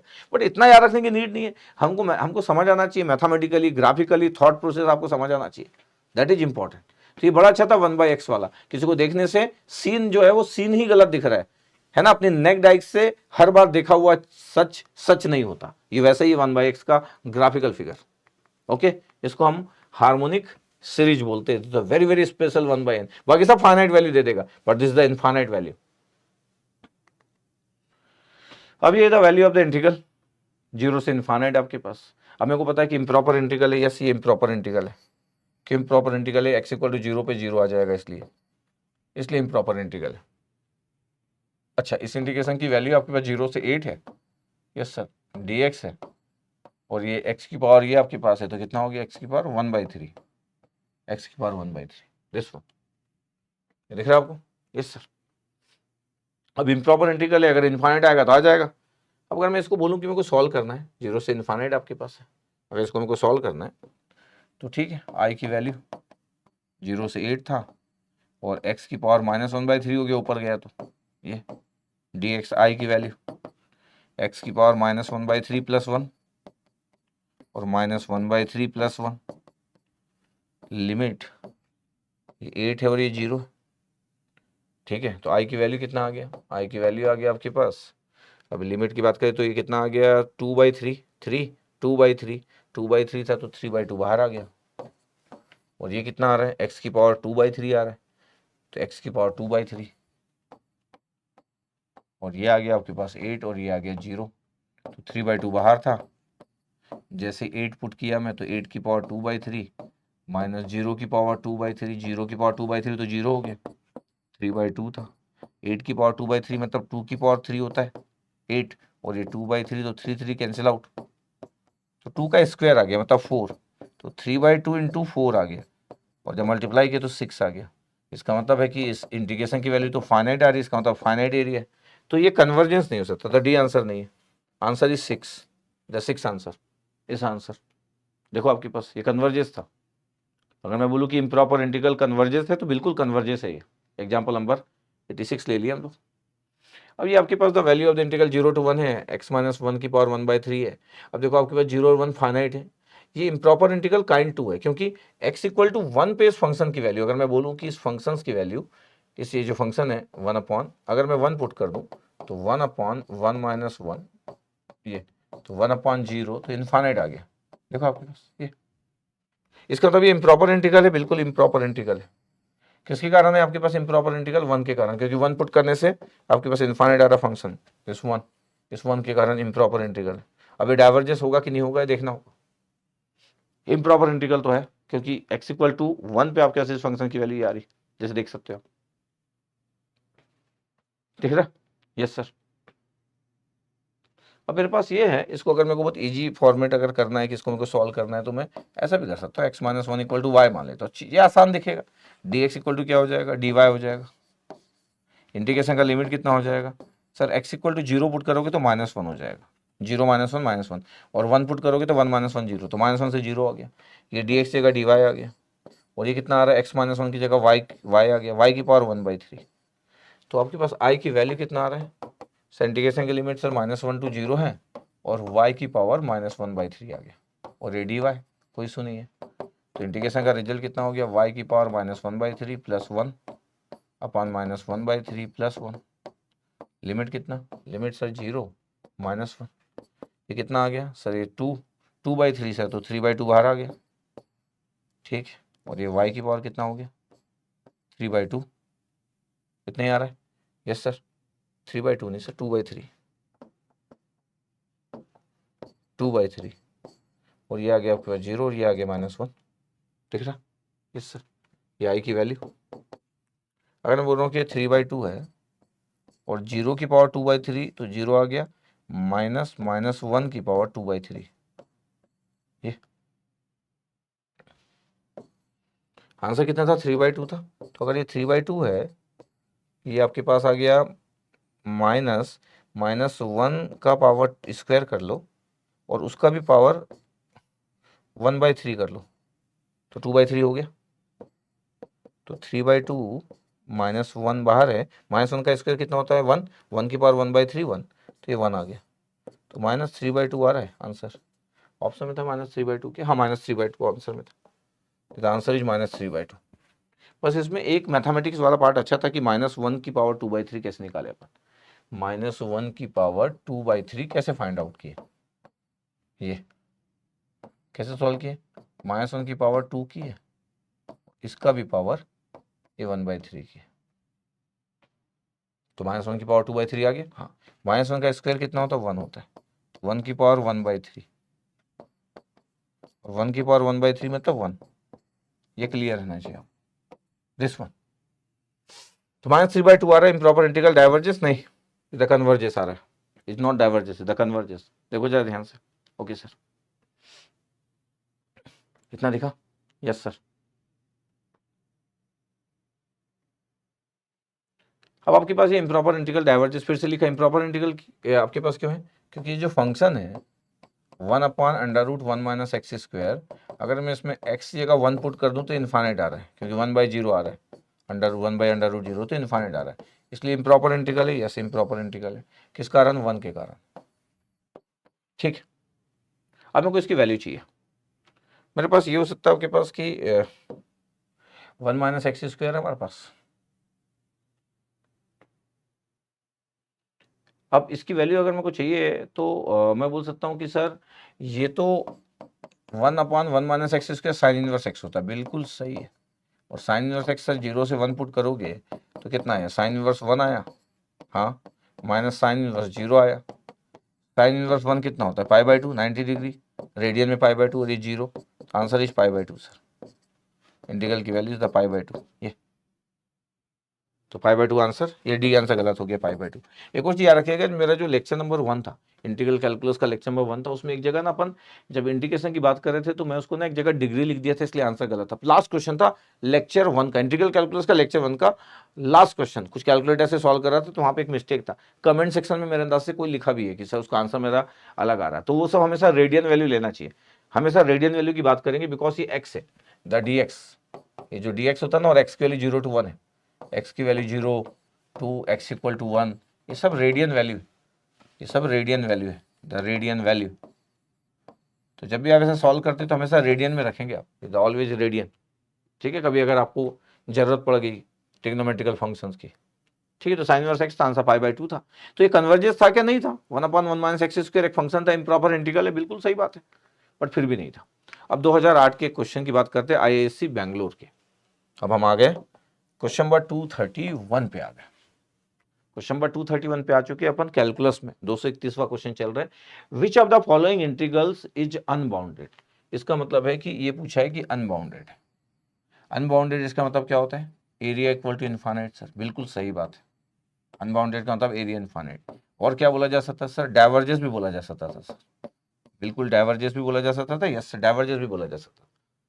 अब आपके पास ऑप्शन है, अगर मैं बोलूँ कि देखो आपके पास 0 से π/4 10x है। अब आपके पास, आपको बस भी पता होना चाहिए कि जब कोई ऐसी बात कर रहा है तो फिर, अच्छा अभी फिर मेरे को 10x का नहीं तो इंटीग्रेशन सॉल्व करना पड़ेगा, 10x का फिर इंटीग्रेशन सॉल्व करना पड़ेगा, मेरे को सब चीज़ें क्लियर है, फिर सब चीज़ें क्लियर है। या फिर मेरे को ऐसा करना पड़ेगा, ऐसा करना पड़ेगा, sine x by cos x होता है, कॉस एक्स को आप y मान लोगे तो साइन एक्स आ जाएगा आपके पास, फिर आप सॉल्व कर लोगे 0 से π/4। मतलब अच्छा, अगर आपको रिजल्ट नहीं पता है, मान लेते कि दो तरीके से बात कर लेते कि यार सर ये a है, i की वैल्यू 0 से π/4, और ये क्या है? 10x है। ये अगर मैं बोलूँ कि 10x की बात कर रहा हूँ तो फिर तो 10x की बात जब आप करते हो ना, तो 10x की फिगर की बात, किसी को अगर 10x का फिगर पता है तब तो कोई बात नहीं है। 10x का जो फिगर होता है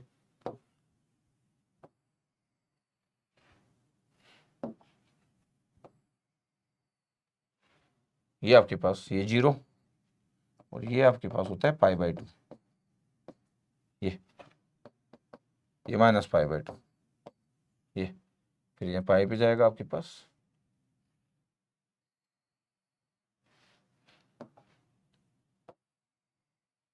ये पाई, अब ये 3π/2, ये डिसकंटिन्यूस होता है आपके पास, कहाँ कहाँ पे? π/2 पे, माइनस π/2 पे आपके पास, अगर ऐसा आप देख रहे हो ये माइनस पाई है,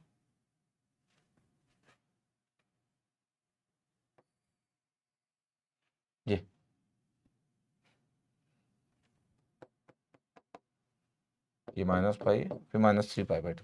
ठीक है, अब मैं बोल रहा हूँ कि देखो आपके पास ये π/2 पे तो डिसकंटिन्यूस है, आपके पास इन्फाइनाइट वैल्यू आपके पास 10π/2 इन्फाइनाइट होता है, लेकिन हमको जो बोला गया था ना वो सिर्फ 0 से π/4 बोला गया था, ये 0 और ये π/4 यहाँ का ही आएगा, तो 0 से π/4 में ना ये एरिया फाइनाइट, ये इसलिए ये आपके पास कन्वर्जेंट है, कन्वर्जेंट,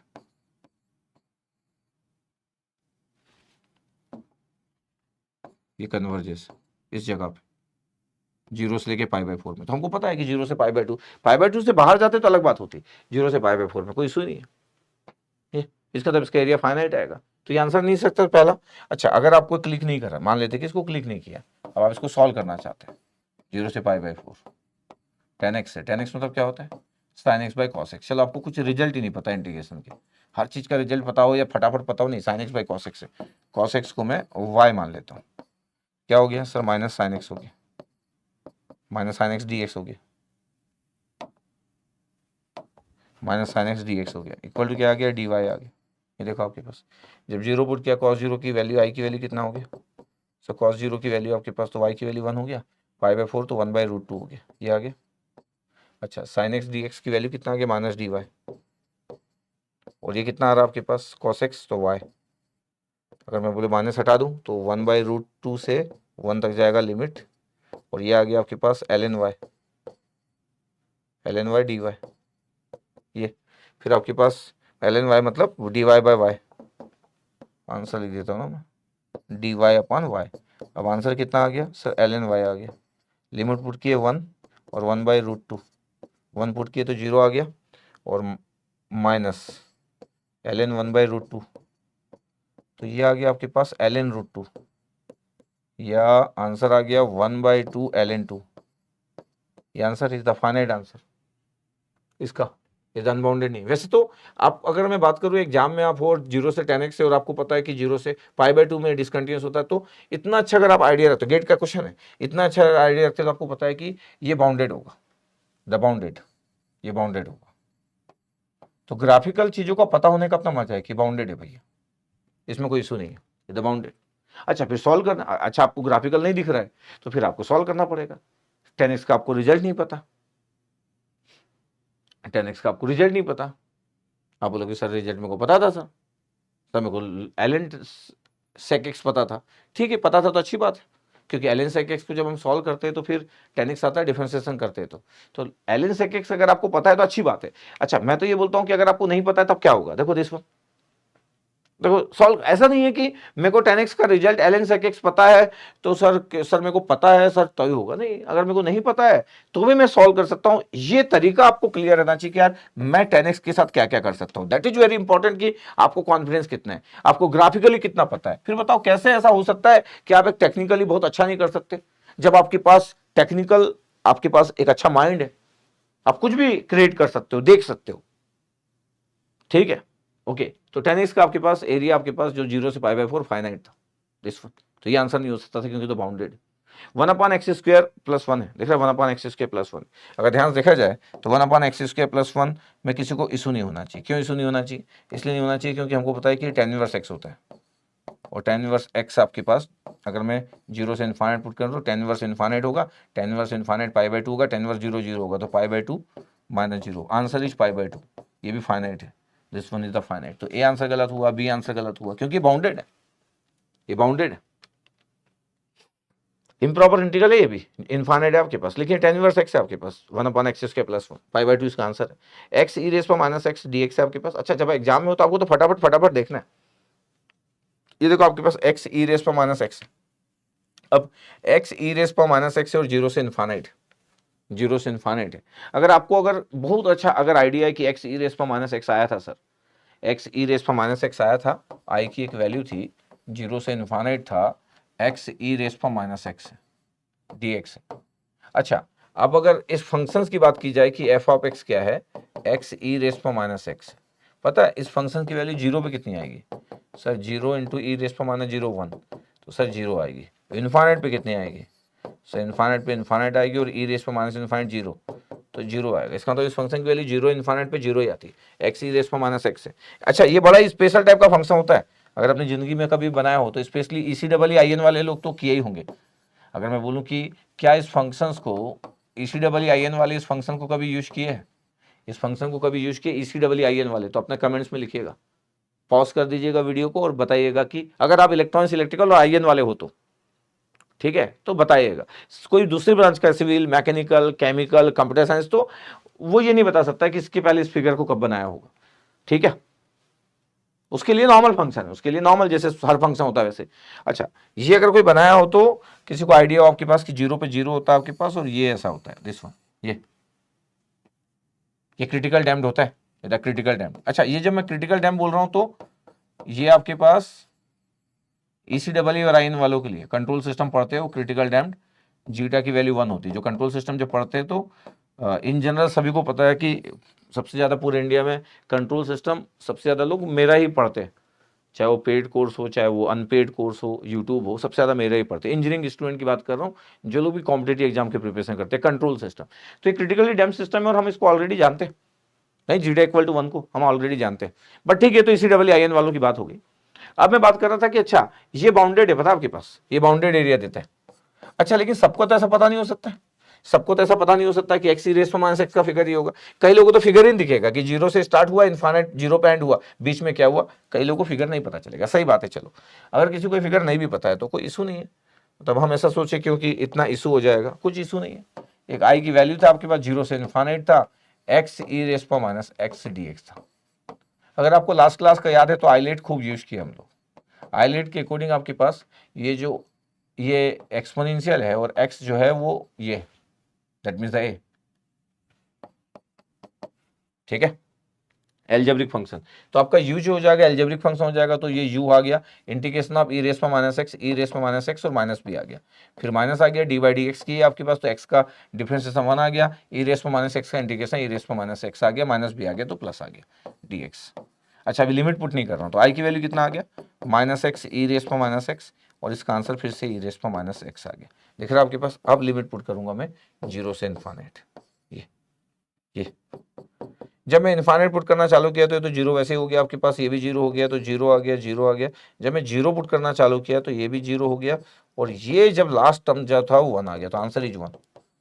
इसका आंसर 1 है, answer is 1, x e raise पर माइनस एक्स का। इसका एरिया फाइनाइट, इसका एरिया फाइनाइट है, तो ये भी बाउंडेड है। अच्छा, बात ये बचती है कि अगर किसी को पता रहता तो अलग बात है, कि किसी को बहुत ज्यादा टेक्निकल फिगर ग्राफिकल सब कुछ पता है, this the area is finite.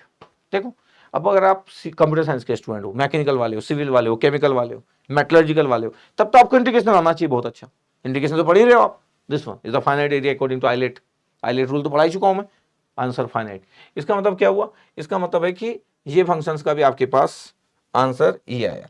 अच्छा, अगर हम एग्जाम में रहते तो हम फटाफट पहले फंक्शन देखते और उस पर जंप मारते जो आपको लगता कि अनबाउंडेड हो सकता था, जैसे ये है 1/1 माइनस एक्स है, और 1 पे आपके पास इस फंक्शन की जो वैल्यू है एफ ऑफ एक्स की वैल्यू जो है 1 माइनस एक्स है, 1/1 माइनस एक्स है, और एक्स इक्वल टू 1 पे कितना होगा, तो एक्स इक्वल टू 1 पे इसका आंसर इनफाइनाइट हुआ। दिख रहा है आपके पास, यस सर। अब 0 to 1 है 1/1 माइनस एक्स, 1/1 माइनस एक्स है, इतना आपको दिख रहा होगा ये। अब 1 माइनस एक्स आपके पास 1/1 माइनस एक्स अगर मैं बोल रहा हूँ तो आपको क्लियर रहना चाहिए कि 1/1 माइनस एक्स है, और इसको अगर मैं सॉल्व कर रहा हूँ ऑप्शंस में, अगर मैं ले लूँ कि मेरे को अगर सॉल्व करना है, पेज क्रिएट कर लेता हूँ। आई की वैल्यू कितना है आपके पास, 0 to 1 है, और dx/1 माइनस एक्स, ऐसा ही है, यस सर जी, ओके।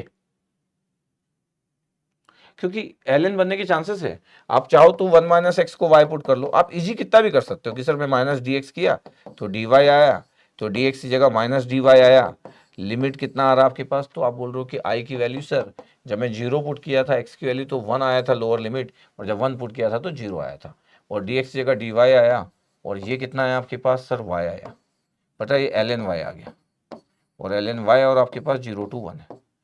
ln 0 कितना आया, ये माइनस ln 1, ln 1 का कोई इशू नहीं, ln 0 माइनस इनफाइनाइट होता है, और ln 1 0 होता है, तो answer is minus infinite is the unbounded. ये आई की वैल्यू, देखो ध्यान से। आप बोल सकते हो कि सर मैं तो सर ln 1 माइनस एक्स ही लिख दे रहा था सर, हाँ लिख सकते थे आपकी सर ln 1/1 माइनस एक्स था सर, तो आपको क्लियर रहना चाहिए, लिखते आना चाहिए आपके पास, क्योंकि जब आप डिफ्रेंशिएट करते हो ना। अच्छा, कभी भी थोड़ा फिर डाउट आए तो आपके पास dx ln x का क्या होता है आपके पास, जब मैं करता हूँ ln x की, जब मैं बात करता हूँ तो डिफ्रेंशिएट करता हूँ तो 1/x तो आपके पास होता ही है, यस। तो अगर d/dx अगर आपके पास ln 1 माइनस एक्स हो तो फिर 1/1 माइनस एक्स होगा और इंटू -1 होगा, फिर -1/1 माइनस एक्स हो जाएगा।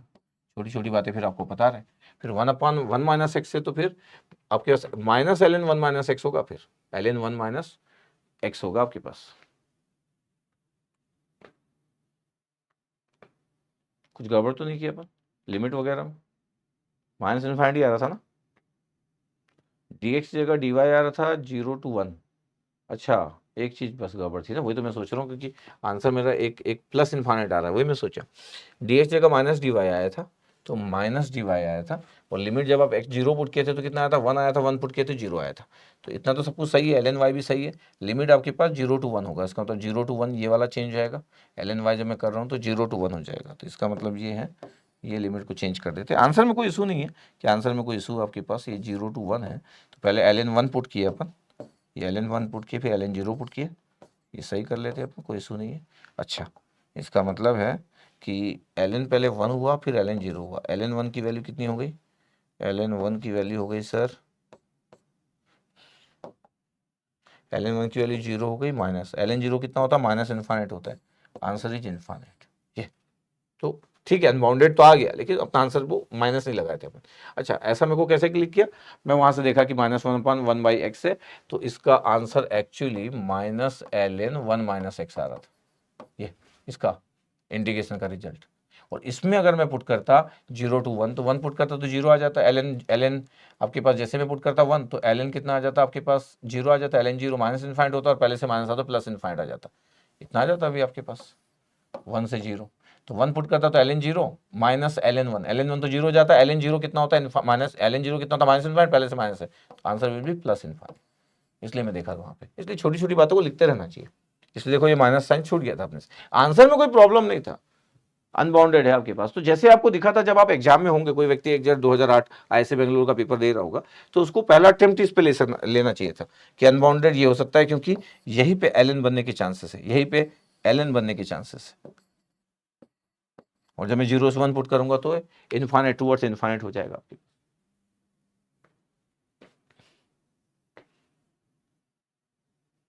दिख रहा है ना? Yes sir, okay. तो इसका मतलब ये नहीं कि ये फंक्शन पुट किए तो आपके पास ये इनफाइनाइट आ गया इसलिए आंसर इनफाइनाइट आ गया, ऐसा नहीं है। इसलिए ऐसा नहीं हो सकता कि ये फंक्शन पुट किया और आप बोले कि अरे सर इनफाइनाइट आ रहा था, मैं सोचा इनफाइनाइट पुट कर देते। नहीं नहीं नहीं, बहुत अच्छे से देखना जरूरी है, क्योंकि एक इम्प्रॉपर जो इंटीग्रल होता है उसका आंसर फाइनाइट हो सकता है, उसका एरिया इनफाइनाइट हो सकता है। ठीक है, ये 2008 का क्वेश्चन था। अब ये 2005 IIT बॉम्बे का क्वेश्चन था। क्या था, क्वेश्चन नंबर 232, यहाँ पे हम आ चुके हैं। 2005 IIT बॉम्बे का क्वेश्चन था, और the value of the integral -1 to 1 1/x² dx है। आंसर ऑप्शन में था आपके पास 2 डज नॉट एग्जिस्ट, -2 और इनफाइनाइट। थोड़ा कंट्रोवर्शियल इस बेस पे कि डज नॉट एग्जिस्ट भी लिखा है और इनफाइनाइट भी लिखा है। -1 to 1 है और 1/x², जैसे आप देख रहे हो।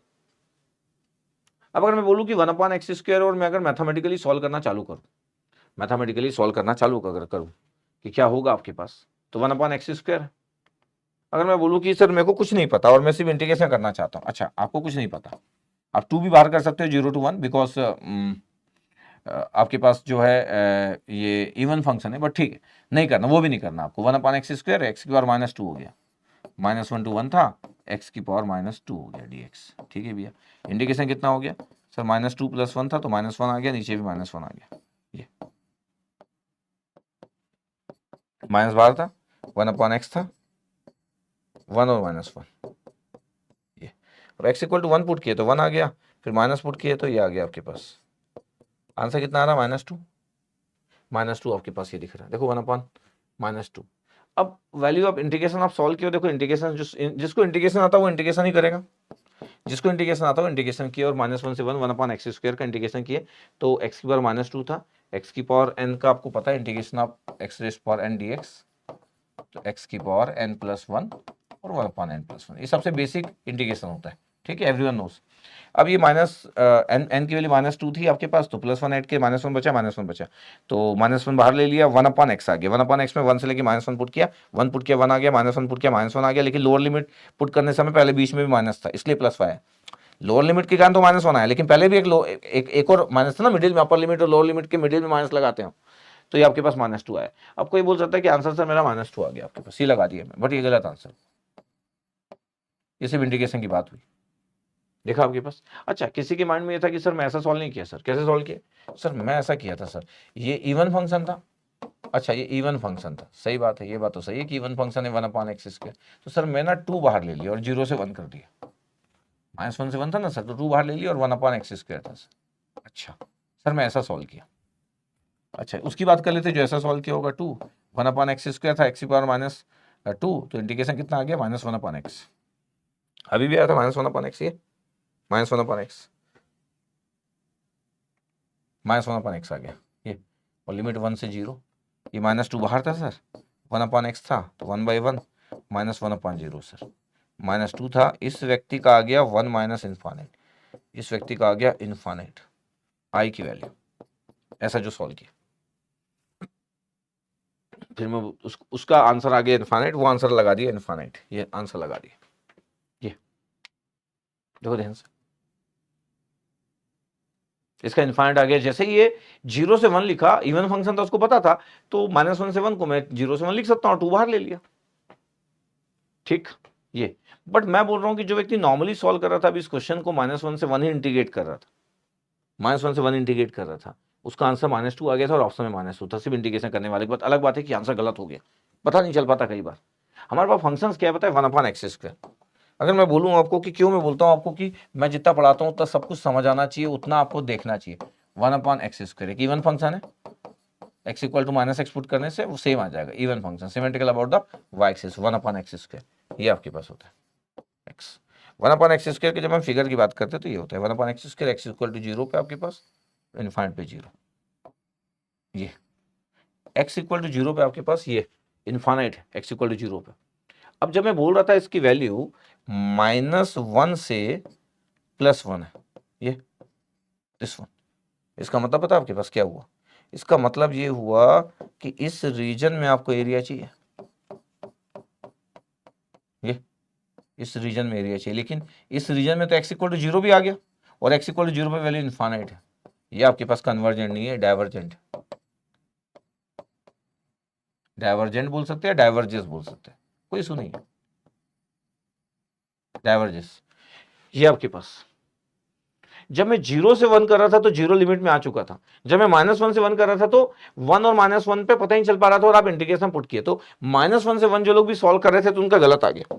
इसका मतलब है जो लोग भी इस इंटीग्रेशन को -1 से 1 सॉल्व किए 1/x² को, dx को, उनका आंसर -2 आ गया था, और जो गलत है, क्योंकि इस फंक्शन की वैल्यू 1 पे 1/x² है, तो 1 का स्क्वायर किया तो 1 आ गया, -1 में भी किए तो ये -1 का स्क्वायर भी 1 आ गया तो 1 आ गया, यहाँ पे कोई इशू ही नहीं आया, फाइनाइट लिमिट ही सब कुछ था। लेकिन यहाँ पे प्रॉब्लम क्या है, जब x की वैल्यू, जब मैं बोलता हूँ कि x बिलोंग्स टू -1 to 1, याद रखो इसके बीच में x = 0 आता है, और x = 0 पे उस फंक्शन की जो वैल्यू है 1/x², वो इनफाइनाइट है, तो बहुत थोड़ी थोड़ी चीजों का केयर करना पड़ता है। तो जब मैं इंटीग्रेशन कर रहा था -1 to 1, तो अपर लिमिट लोअर लिमिट दोनों पुट कर रहा था उस फंक्शन में, तो ज्यादा कोई प्रॉब्लम भी नहीं थी, ये तो फाइनाइट वैल्यू ये दिख भी नहीं रहता जब तक ग्राफिकल ना दिखे, और सिंपल इंटीग्रेशन किया -2 आ गया। अच्छा, किस्मत वाली बात ये थी कि कोई व्यक्ति इसको इवन फंक्शन समान ट्रीट करके 0 से 1 कर लिया।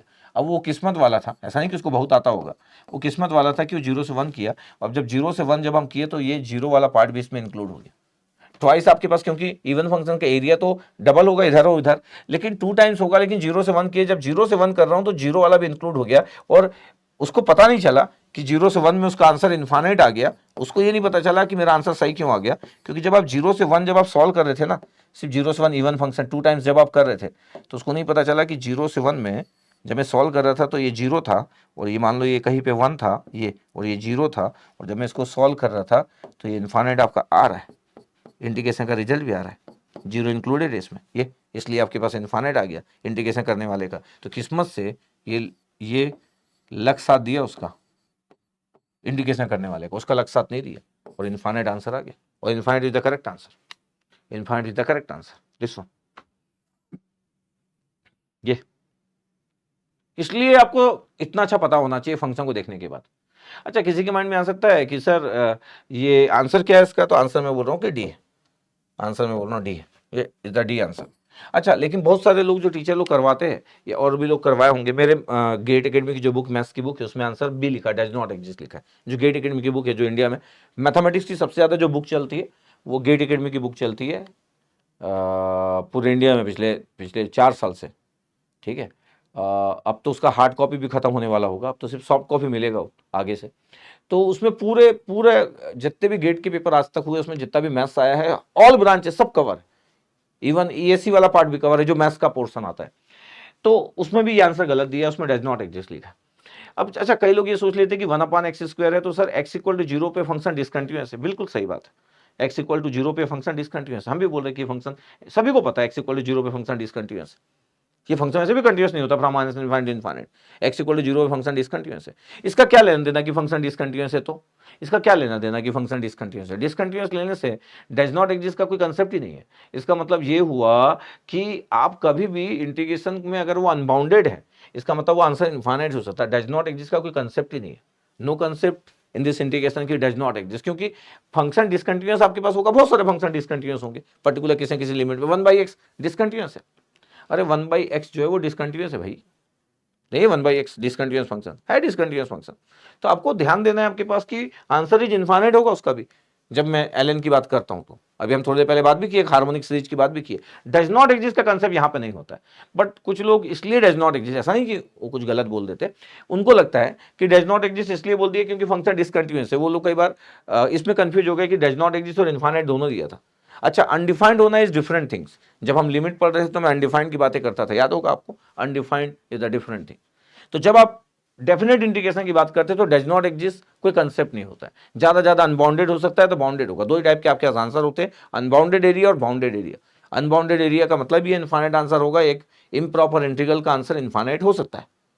और बाउंडेड एरिया आपके पास इसका मतलब है कि वो कन्वर्जेंस है। इनफाइनाइट एरिया इसका मतलब वो डाइवर्जेंट है, बट डज नॉट एग्जिस्ट कोई कंसेप्ट नहीं होता है। चाहे फंक्शन डिसकंटिन्यूअस हो, डिसकंटिन्यूअस फंक्शन तो होता ही है, कोई प्रॉब्लम ही नहीं है। क्या इशू है? ठीक है, ओके। तो डज नॉट एग्जिस्ट वाला कंसेप्ट नहीं है, तो ये आपके इसके पास आंसर ये होगा, ये नहीं होगा कभी भी।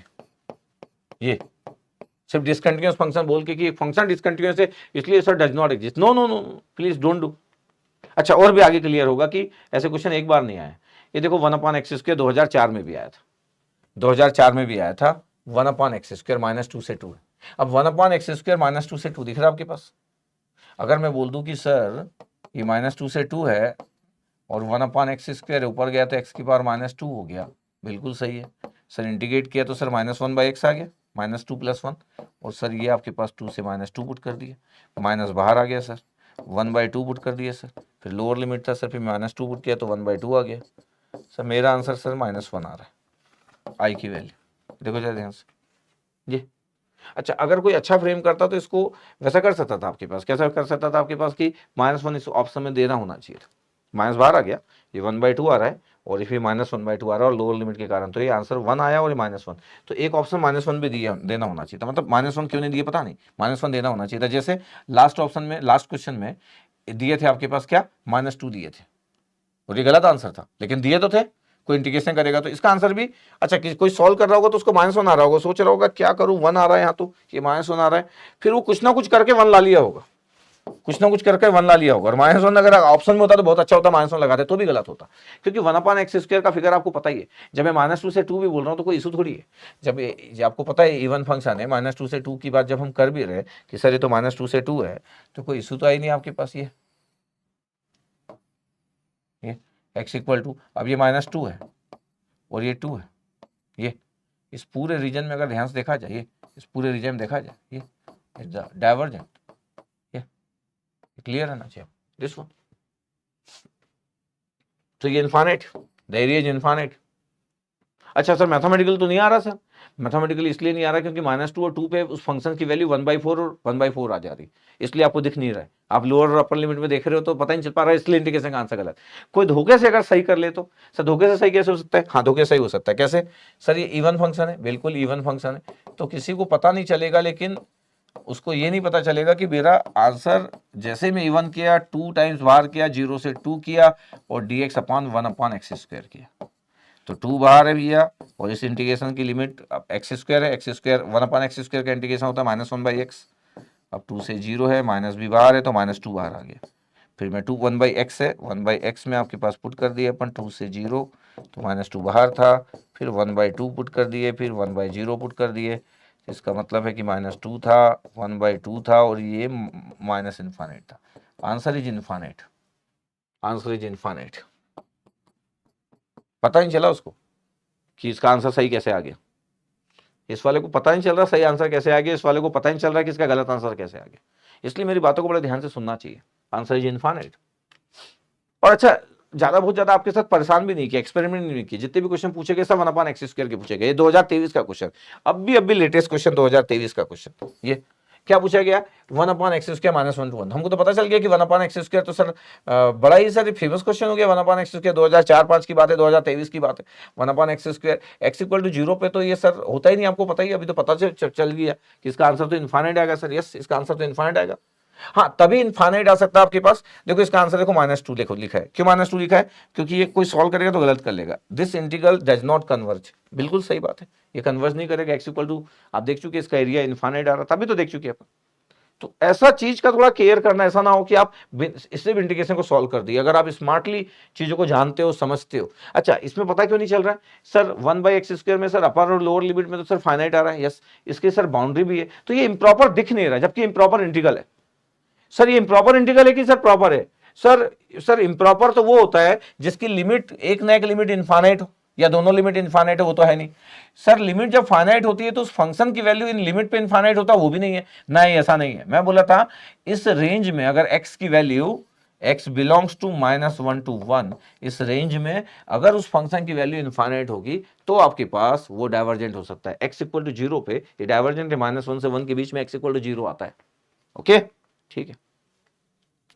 तो जैसा हम बोल रहे थे कि अच्छा, अब इसमें बस मिस्टेक होने की चांसेस क्या है? मिस्टेक होने की चांसेस है कि सर मैं इसको इंटीग्रेट कर दिया, -1/x आ गया, और मैं पुट किया अपर लिमिट और लोअर लिमिट। सर माइनस बाहर किया, 1/1 किया, माइनस किया, और फिर 1/-1 किया। वो तो सर ये बाहर माइनस तो था ही, ये 1 था और ये +1 था, आंसर -2 आ गया। सर मैं सोचा इतना मजेदार ग्रेड का क्वेश्चन है, -2 का आंसर आ गया, -2 आंसर नहीं। हाँ, ये 2017 IIT रुड़की का क्वेश्चन है, ठीक है। सब क्वेश्चन करवा दे रहा हूं मैं। The consider the following definite integral 0 से 1 है sin इनवर्स x है। आपको देख के दिख रहा होगा कि सर ये क्वेश्चन तो बड़े आराम से बन सकता है। हाँ, बड़े आराम से बन सकता है, बड़े आराम से बन सकता है। x=1 पे आपके पास इस फंक्शन की वैल्यू x= अगर मैं 1 पुट कर दूं, sin इनवर्स 1 π/2 होता है, लेकिन x=1 पे तो ये इम्प्रॉपर इंटीग्रल है।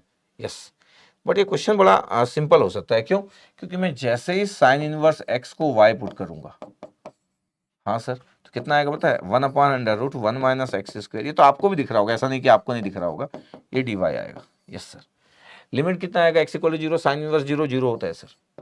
sin इनवर्स 0 0 होता है, तो y का एक लिमिट आ गई।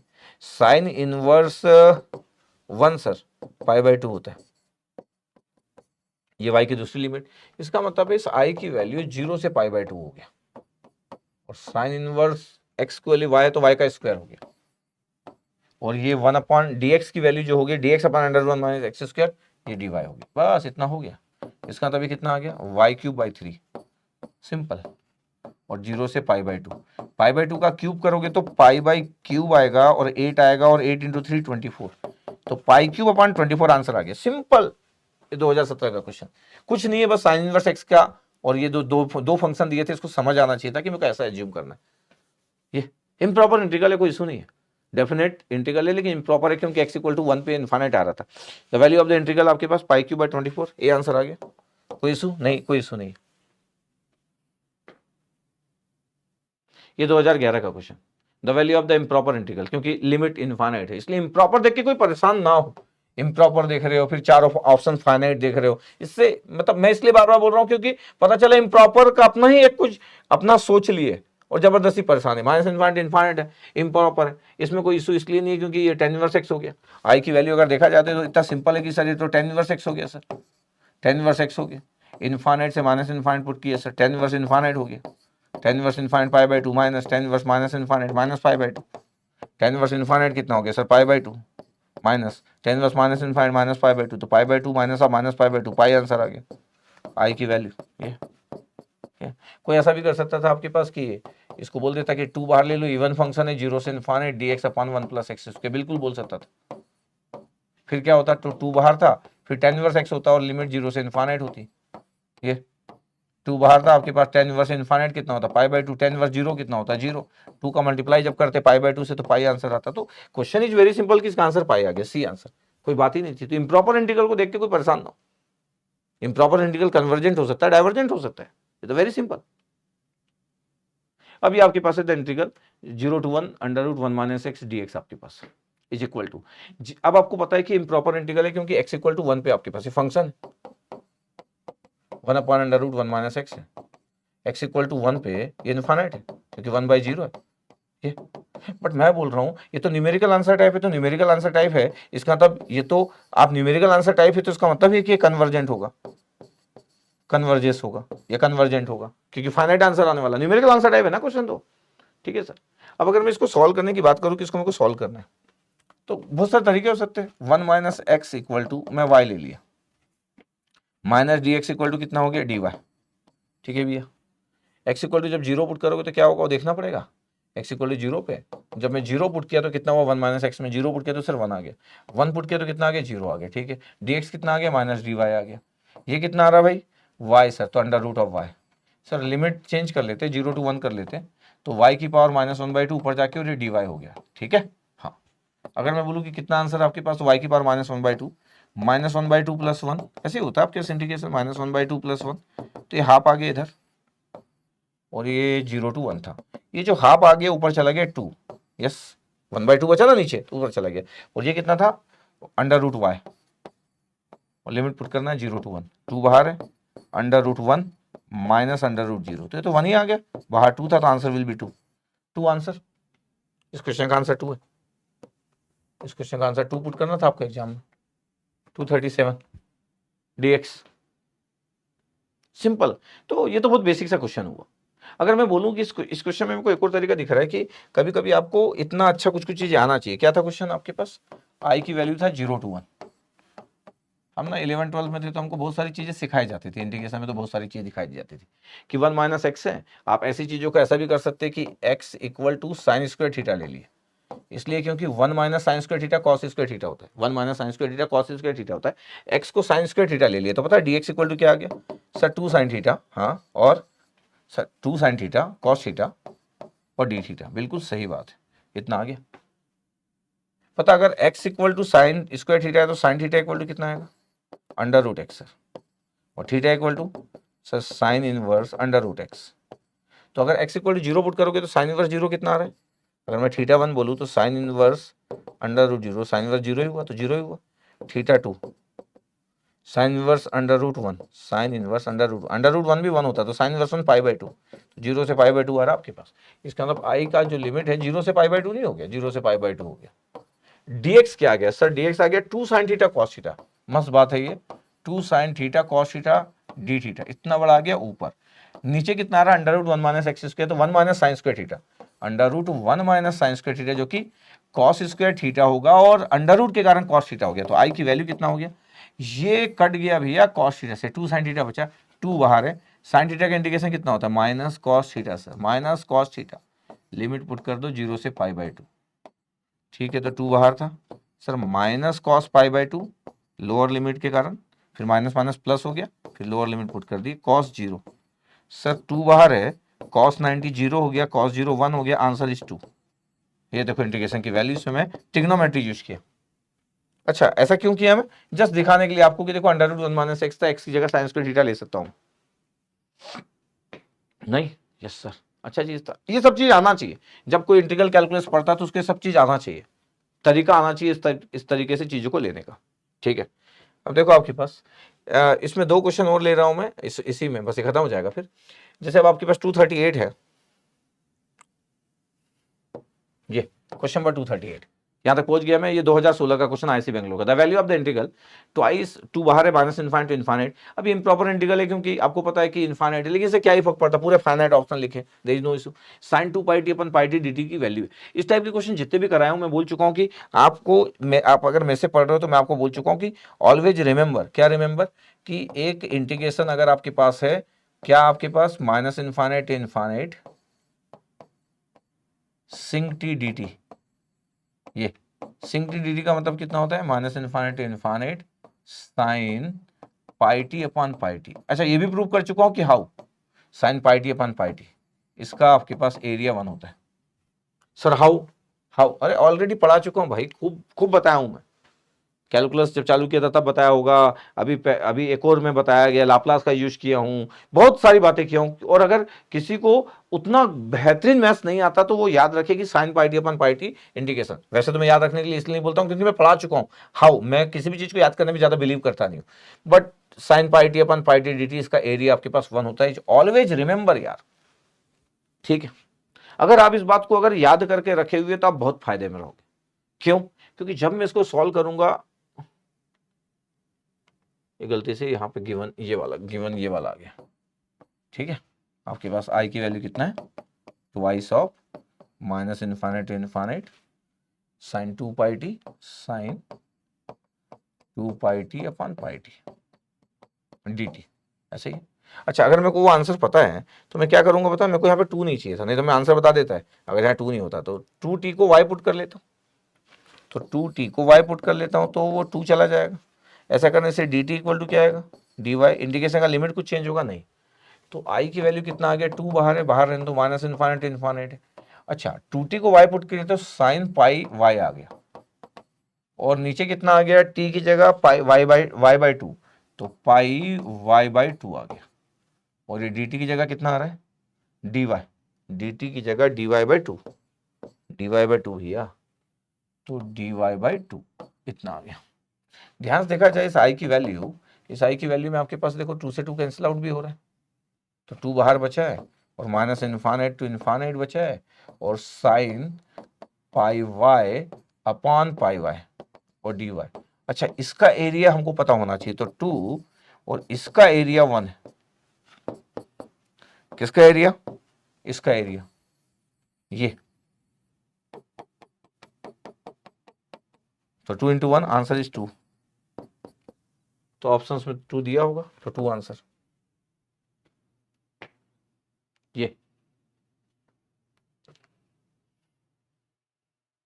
आप ऐसे भी बात कर सकते हो, कैसी बात पता है क्या था आपके पास, आई की वैल्यू कितना था, 2 minus infinite infinite sine 2 pi t upon pi t d t. पता है आई की वैल्यू कितना हो गया, 2 का मल्टीप्लाई कर दिया मैं ऊपर और नीचे, तो देखो 2 मल्टीप्लाई हो गया, 2 पहले से था, 2 का मल्टीप्लाई कर दिया साइन 2 पाई टी, और यहाँ पे 2 का मल्टीप्लाई कर दिया तो 2 पाई टी। अब पता आपके पास ये 4 हो गया, ये माइनस इन्फाइनाइट इन्फाइनाइट आ गया। पता है क्या है, ये sink 2t, sink 2t dt। ये आपको एक मस्त बात बताता हूँ, ऐसे ही सिंक टी का एरिया कितना होता है पता है आपके पास, सिंक टी का एरिया 1 माइनस इन्फाइनाइट इन्फाइनाइट में। अगर मैं सिंक के टी कर दूं तो एरिया 1 बाई के होगा। वैसे तो मॉड के होता है लेकिन जरूरत नहीं है अभी लिखने की, मैथ्स पढ़ा रहा हूँ मैं, सिग्नल सिस्टम नहीं पढ़ा रहा हूँ। सिंक 2t का एरिया कितना होगा पता है, एरिया में से स्केल्ड हो जाता है, तो सिंक 2t का एरिया जो होगा 1 बाई 2 होगा। अगर सिंक टी का एरिया 1 है तो सिंक 2t का एरिया 1 बाई 2 होगा। ये था सिंक 2t, तो 4 बाहर था और इसका एरिया 1 बाई 2, तो आंसर इज 2। ये नॉर्मली ये वाला तरीका एक ECEEIN वाले को अच्छा लग सकता है क्योंकि स्केलिंग किया हम, बाकी लोगों को हो सकता है अच्छा ना लगे, लेकिन बाकी लोगों को मैथ्स अच्छा लगना चाहिए। This is the style, this the style आपको अच्छा लगना चाहिए। आज का लास्ट क्वेश्चन, फिर बीटा गामा फंक्शन पढ़ेंगे अगली क्लास में, बीटा गामा फंक्शन। ऐसे क्वेश्चन आते रहते, बार बार बोल रहा हूँ, ध्यान देना, ऐसे क्वेश्चन आते रहते। 2007 IIT कानपुर से 239 पे पहुंच गया, साइन टी अपॉन टी था आपके पास, और ये हमारे पास एक क्वेश्चन है कि भैया बोले इसको सॉल्व करो। अब मैं बोल रहा हूँ कि वी नो दैट आपको आना चाहिए कि सर वी नो दैट, क्या वी नो दैट भैया, इसको 2-4 बार लिख लो कि sine pi t upon pi t equal to 1, we know that, बस ये आपको पता है। अब आपको ये बनाना है, क्या करो बना लो इसको। सर ये पाई नहीं है सर, तो पाई बना लो ना, टी की जगह पाई वाई पुट कर लो, ये देखो बन गया। तो पता है डी टी इक्वल टू कितना आ गया, d t equal to pi d y आ गया। लिमिट 0 में 0 आएगा, इन्फाइनाइट में इन्फाइनाइट आएगा। पता है आई की वैल्यू कितना आएगा, लिमिट में कोई चेंज नहीं, 0 से इन्फाइनाइट। ये अच्छा इसमें एक और चीज देखिए, माइनस इन्फाइनाइट इन्फाइनाइट है, ये इवन फंक्शन होता है, ये ऑड, ये इवन फंक्शन है टोटल। इसको आप ऐसा भी लिख सकते हो इसी को कि 2 बाहर किए तो 0 से infinite sine pi t upon pi t equal to 1। तो 0 से इन्फाइनाइट अगर मैं एक साइड के एरिया की बात करूं तो वो 1/2 होगा, एक साइड के एरिया ना 1/2 होगा ये, अगर 0 से इन्फाइनाइट है। वैसे तो माइनस इन्फाइनाइट से इन्फाइनाइट 1 ही होता है। अच्छा 0 से इन्फाइनाइट है, इसको सॉल्व कर रहे थे, साइन पाई वाई आ गया, टी की जगह पाई वाई पुट किया तो साइन पाई वाई, और टी की जगह कितना आ गया आपके पास पाई वाई, तो देखो अपना काम हो गया। लेकिन dt की जगह कितना है, dt की जगह आया पाई डी वाई, ये पाई डी वाई आया, देखो जरा ध्यान से। यस सर, तो आई की वैल्यू कितना आ गया पाई बाहर, और इसका आंसर कितना आ रहा है 0 से infinite sine pi y. Variable कुछ भी हो, मैं y को अभी t लिख सकता हूं तो पूरे t बन जाएंगे। इसका आंसर कितना है, इसका आंसर तो अभी बताया सर मैं, ये हाफ एरिया है 0 से इन्फाइनाइट, इसकी वैल्यू कितना होता है 1/2 होता है। तो आई का आंसर कितना हो गया सर पाई/2 सर, ये 1/2 था तो पाई/2 आंसर ऑप्शंस में है। Yes sir, B answer pi, pi answer sir. देखो जरा ध्यान से, आ गया आंसर। इसलिए आपको ये सब चीजें समझ आना चाहिए।